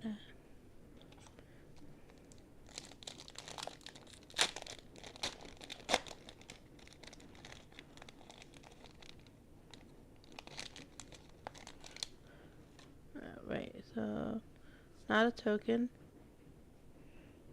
Oh, this is giving like family portrait.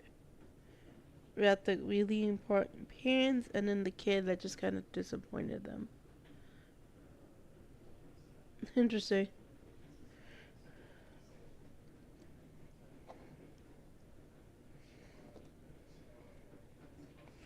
Promising Vein, duplicate. Seeker of Sunlight, duplicate. I remember mentioning her wings, so she's a dupe. Orc Pirate. We got him towards the beginning of the stream, but he's a dupe. Runaway Boulder, Indiana Jones, also dupe. Out of Air, we got him like maybe 3 packs ago ish. Isquinth, Firstborn Gizna, we've had him because I remember mentioning the mom's legs. So duplicate. Dreadmaw's Ire. Yeah, this is the angry, hungry dinosaur. So we also duplicate. Colossal Dactyl. This is also duplicate, and we're reaching the basket.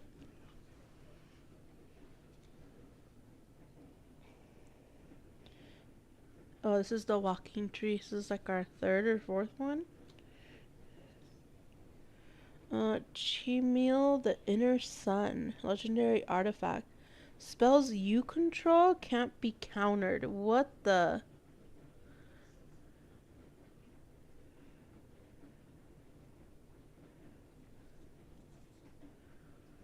Oh, I gotta show this to Zikore.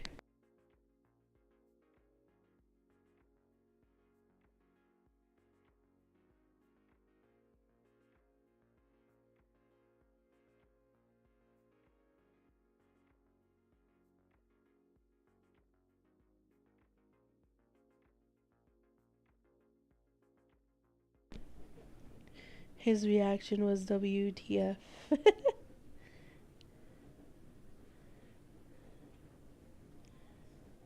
1 second.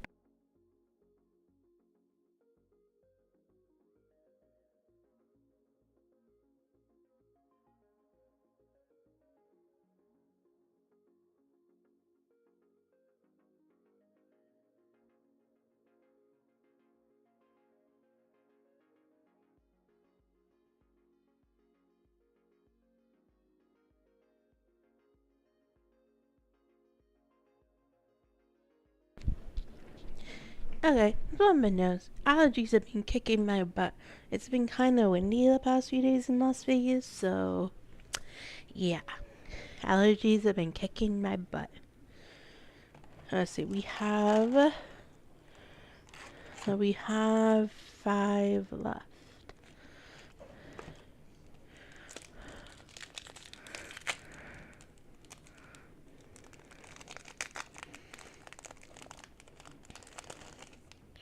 Oh, she's very pretty. I like her. Let's see, is this a token? Not a token. I'm still manifesting. Oop. Did I drop the bottom ones? Oh well, we'll just go fast now. Shiny, captivating cave.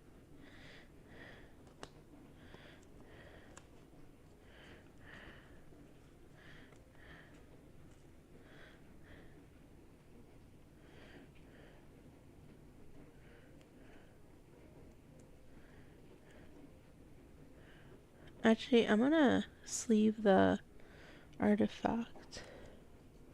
Not sure if it's worth anything, but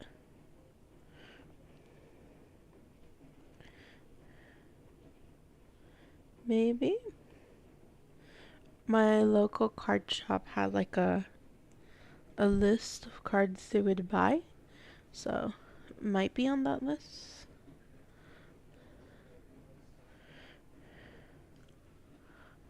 Let me fix my angel.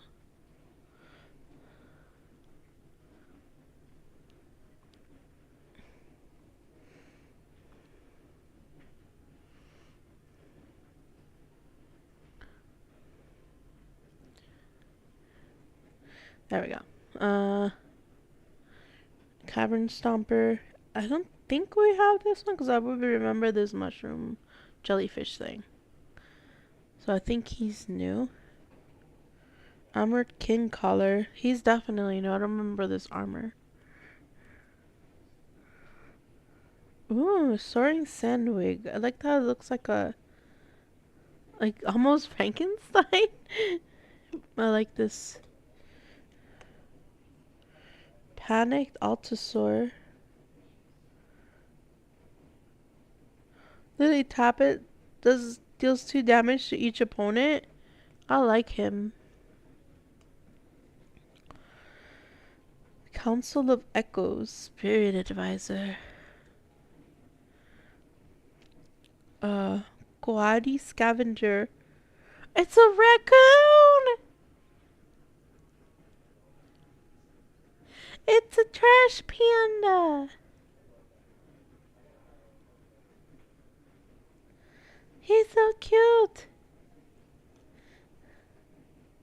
Oh, we got a forest. Wait. I'm curious about this. I'm skipping. Oh, it's two-sided forest. Is this back in time? Today. Day and night. I like that. Never seen that before.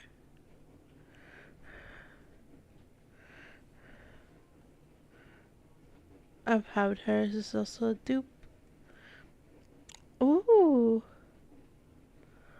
Showcase art rampaging Ceratops. He's a duplicate because I remember the 3 or more creatures thing. But he cute. Goblin Rogue. Menace. He definitely looks like one. Look at that face.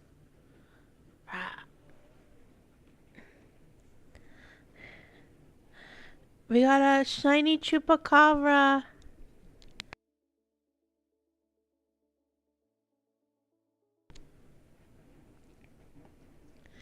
We got a shiny chupacabra.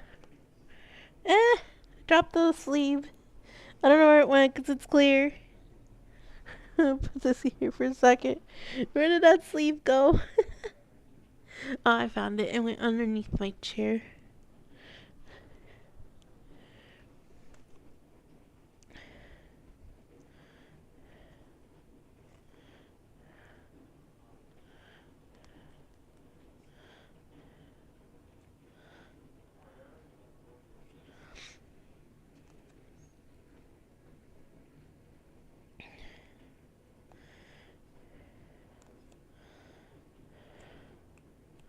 Alright. Shiny chupacabra. Token card. Must be from when I dropped it. Ooh, shiny golem. White mane lion. Reprint. So we need another sleeve for this golem.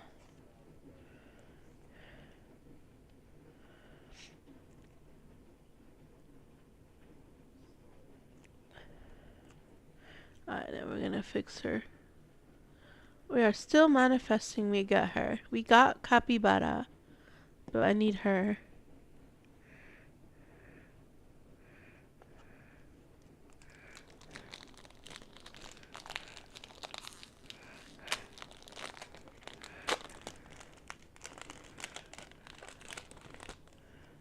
We got Skeleton Pirate token card.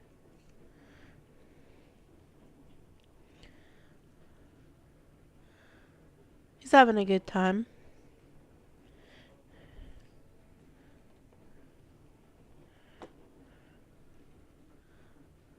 Mountain. Cartographer's Companion. Yeah, there's definitely a lot of gnomes and golems. Rumbling Rockside. Deals damage equal to the lands I control. Interesting.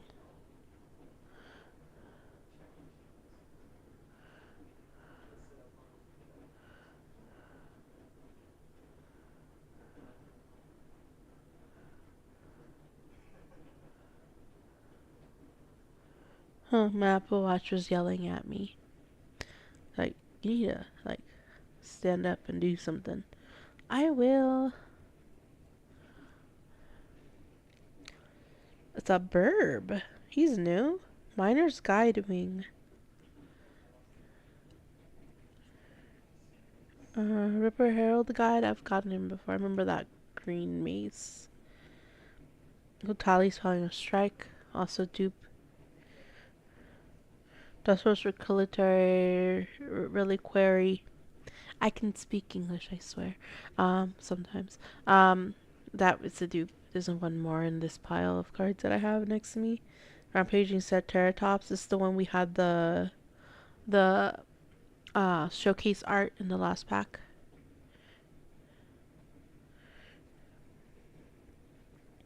Earthshaker Dreadmaw. Creature Dinosaur Trample.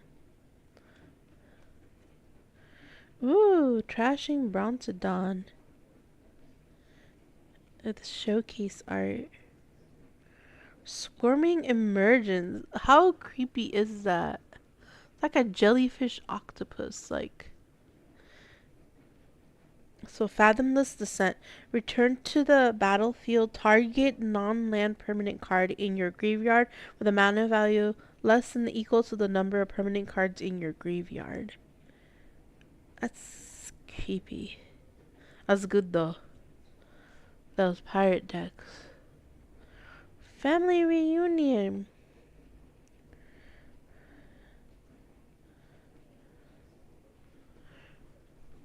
I'm trying to grab the sleeve.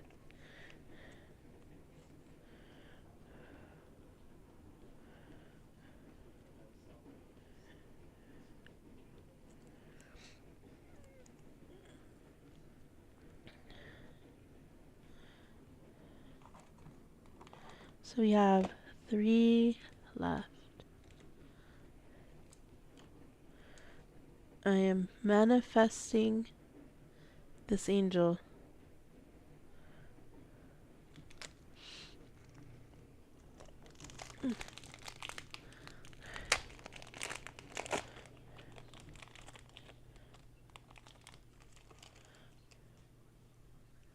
Okay, so we have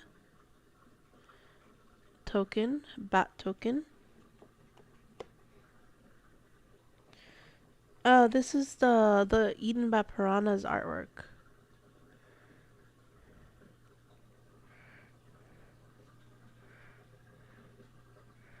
Alright. Hidden cataract. That's a cave. We literally just got this in the last pack. We just had this bird. Literally a dupe of the last pack. Goblin Pirate. Okay, that's slightly different, but I still have several of him. Tectonic Hazard. That one's new. I don't think I have that. Brazen Blade Master. I think I have 1 or 2 of him. Bitter Triumph. I got him towards the beginning. Vanguard of the Rose, a Vampire Knight. I think I have using the Vampire deck. We got a Forgotten Monument. It's a cave.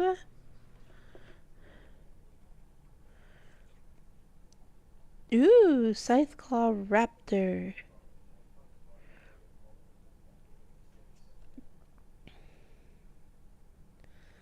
Kutzil's Flanker. I think it looked really nice in foil because I imagine the runes would shine. When it enters the battlefield, choose 1. You put a 1/1 counter for each creature that left the battlefield under your control this turn, or you gain 2 life and scry 2, or you exile target player's graveyard. Oh my god, those graveyard decks for that pirate deck? This would piss off people if they're doing that deck. Oh, that's good. And Belligerent Yearling. We finally got a shiny. He's like my 5th one. But now he has a shiny foil of him.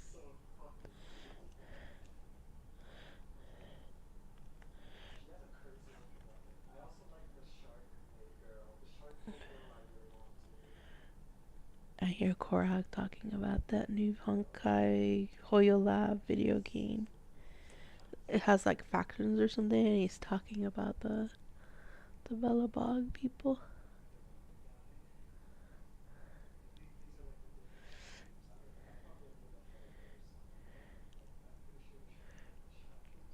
Okay, 2 more.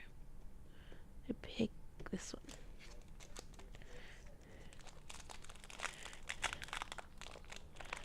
I am manifesting angel.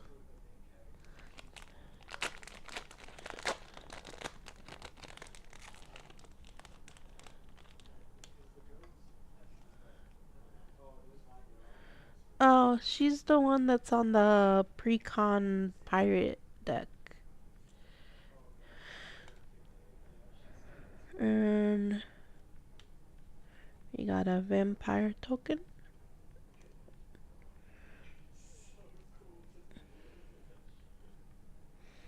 And in the Necropolis, we have a land.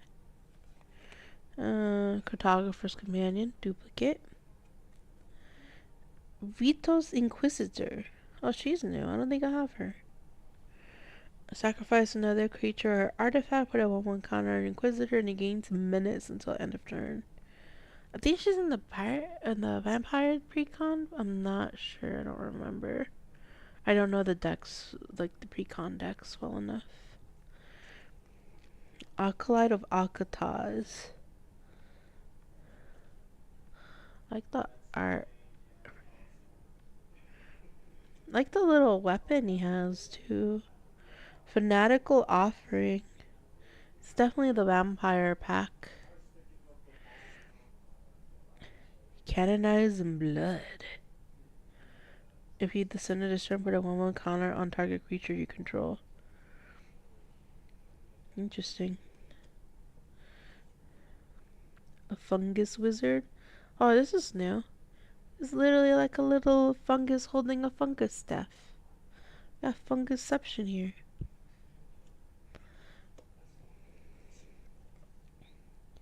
Synapse Necromage. We got a lot of fungus now.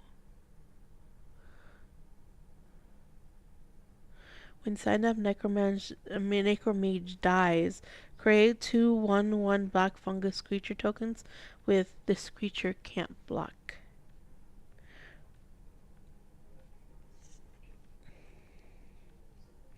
Legendary creature fungus. Descend 4 and descend 8. It's like green black. See, this becomes a artifact creature dinosaur stemming from a lattice. It's like a jewelry, tomb reader stuff. When you enter the battlefield, you may discard a card. If you do, draw 2 cards. Craft 1 or more dinosaurs with 4, and then a mountain. Exile, and it becomes a dinosaur. Whoops, no! Dinosaur! We got a Cosmium Confluence. That that head looks like it's seen things. It has seen things.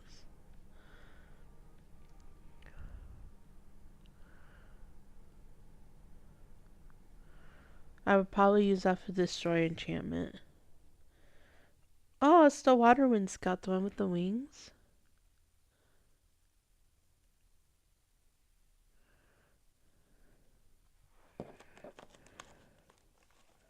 I am manifesting this angel. We have 1 pack left.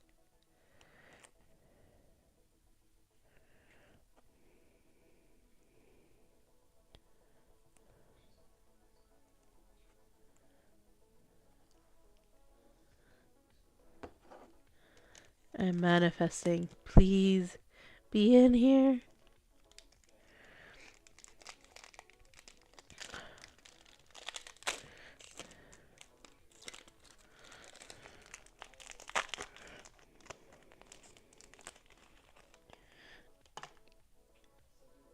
Oh, he's a vampire. Okay, this is not a token. Manifesting. Oh, we got a shiny full art island. I'm gonna sleeve that.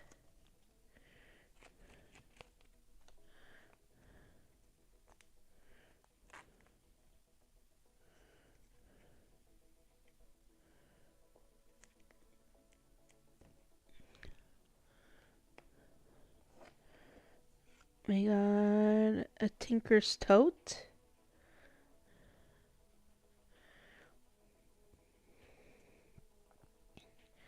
A Hot Fug Gnome. Yeah, that's what I thought. That's awesome. The orb that goes tall. A Compass Gnome. Yeah, yeah. That still could be cool. A Rin Lurker Bat. That's a plane. It's a white bat. That's interesting. Malicious Eclipse. Oh, this is that one I had the gold sign. It was signed like right here. Yeah, those are so cool. Legendary Bartolome del Presidio. Oh, we have the full art showcase of this dude. Jade Heart Attendant starts as Jade Seed Stones. The looks like it's like taking over his body and he becomes like the Gundam. Okay. Oh, this is a plains. Restless Reef. Oh, we got this in shiny too. So this is a dupe, but we have full art of this already. Okay, these planes or these arts have been really cool.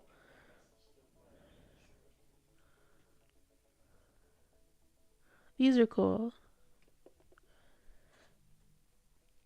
Amalia Benavides Aguirre. This sounds like somebody's actual name. I just gotta wait. Word pay 3 life. It explores, then destroy all other creature as if its power is exactly 20. That's nutty. That it's exactly 20, you get destroyed.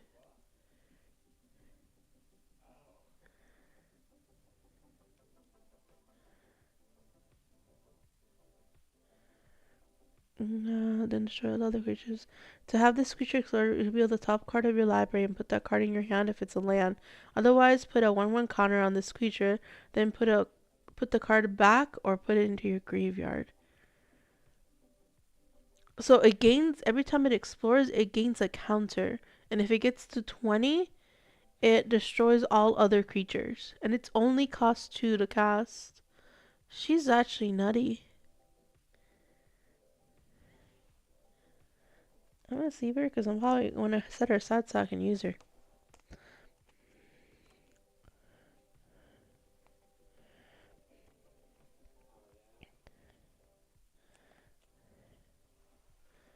Okay, I am manifesting that this angel is here. This is a reprint probably. Yeah. So I am manifesting this is the angel.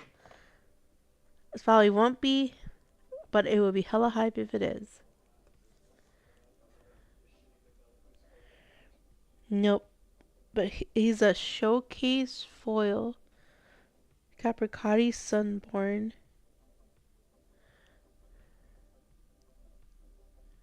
So that is all the cards. So we at least got my capybara. Capybara. But we didn't get the angel. We got her art card. We got her art, but we didn't get her.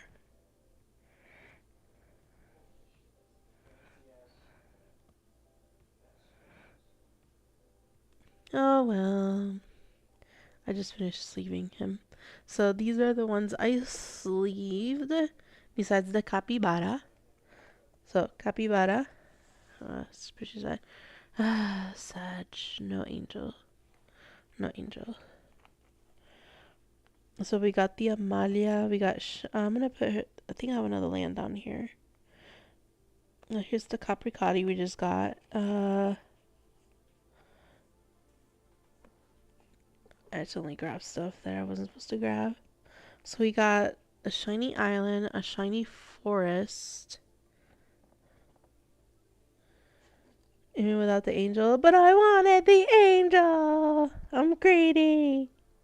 We got the scout in foil, the yearling in foil, family reunion, altar wanderglyph, the chupacabra.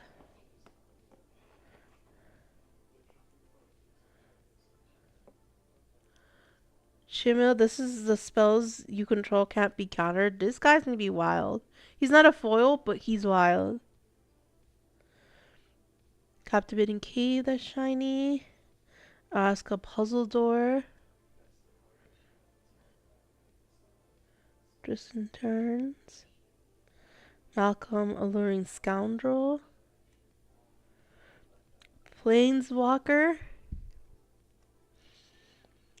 We got Loch Ness Monster. I renamed this card. Primordial Gnar. We got Showcase of the Storm, Captain Storm. Hunter's Blowgun. Adaptive Card Golem.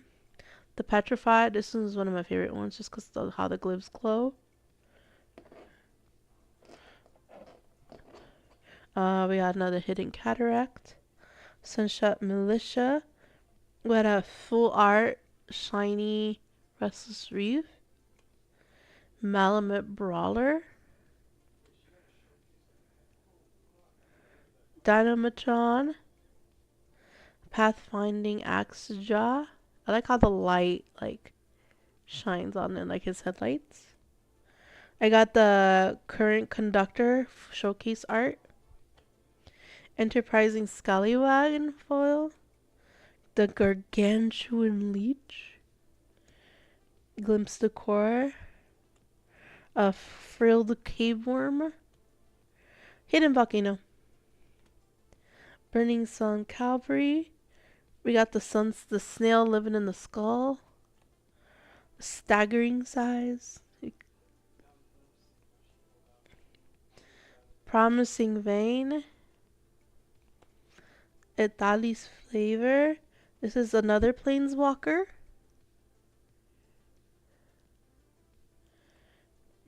Isquinth, the Firstborn Gizba. Showcase art. Huzadi Final Strike in shiny. Deep Goblin Skulltaker in shiny. And then Zoyowa is showcase and foil. Jade Light Spelunker. I just like saying spelunking. Acrobatic Leap.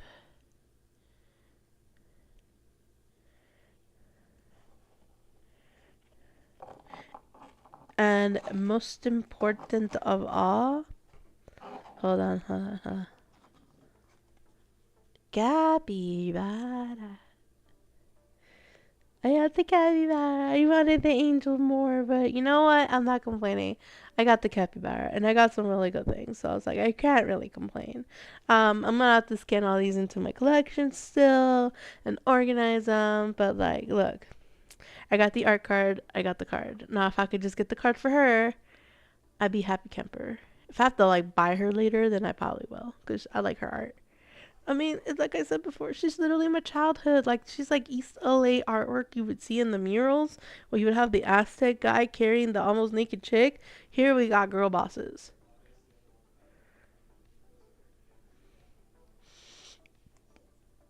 Anyway, so I'm gonna end stream because there's a whole bunch of chicken and biscuits to eat. They're the red lobster type that Korag made, and they're just delicious. So yeah. So I'm gonna put the end streaming thing. So for those of you on YouTube, thank you for joining for technically my first YouTube stream. Kind of wild. Since they switched the Twitch TOS and stuff, I can do both. So both is good. So I'm gonna end the YouTube side, and then Twitch people, we'll see who we're gonna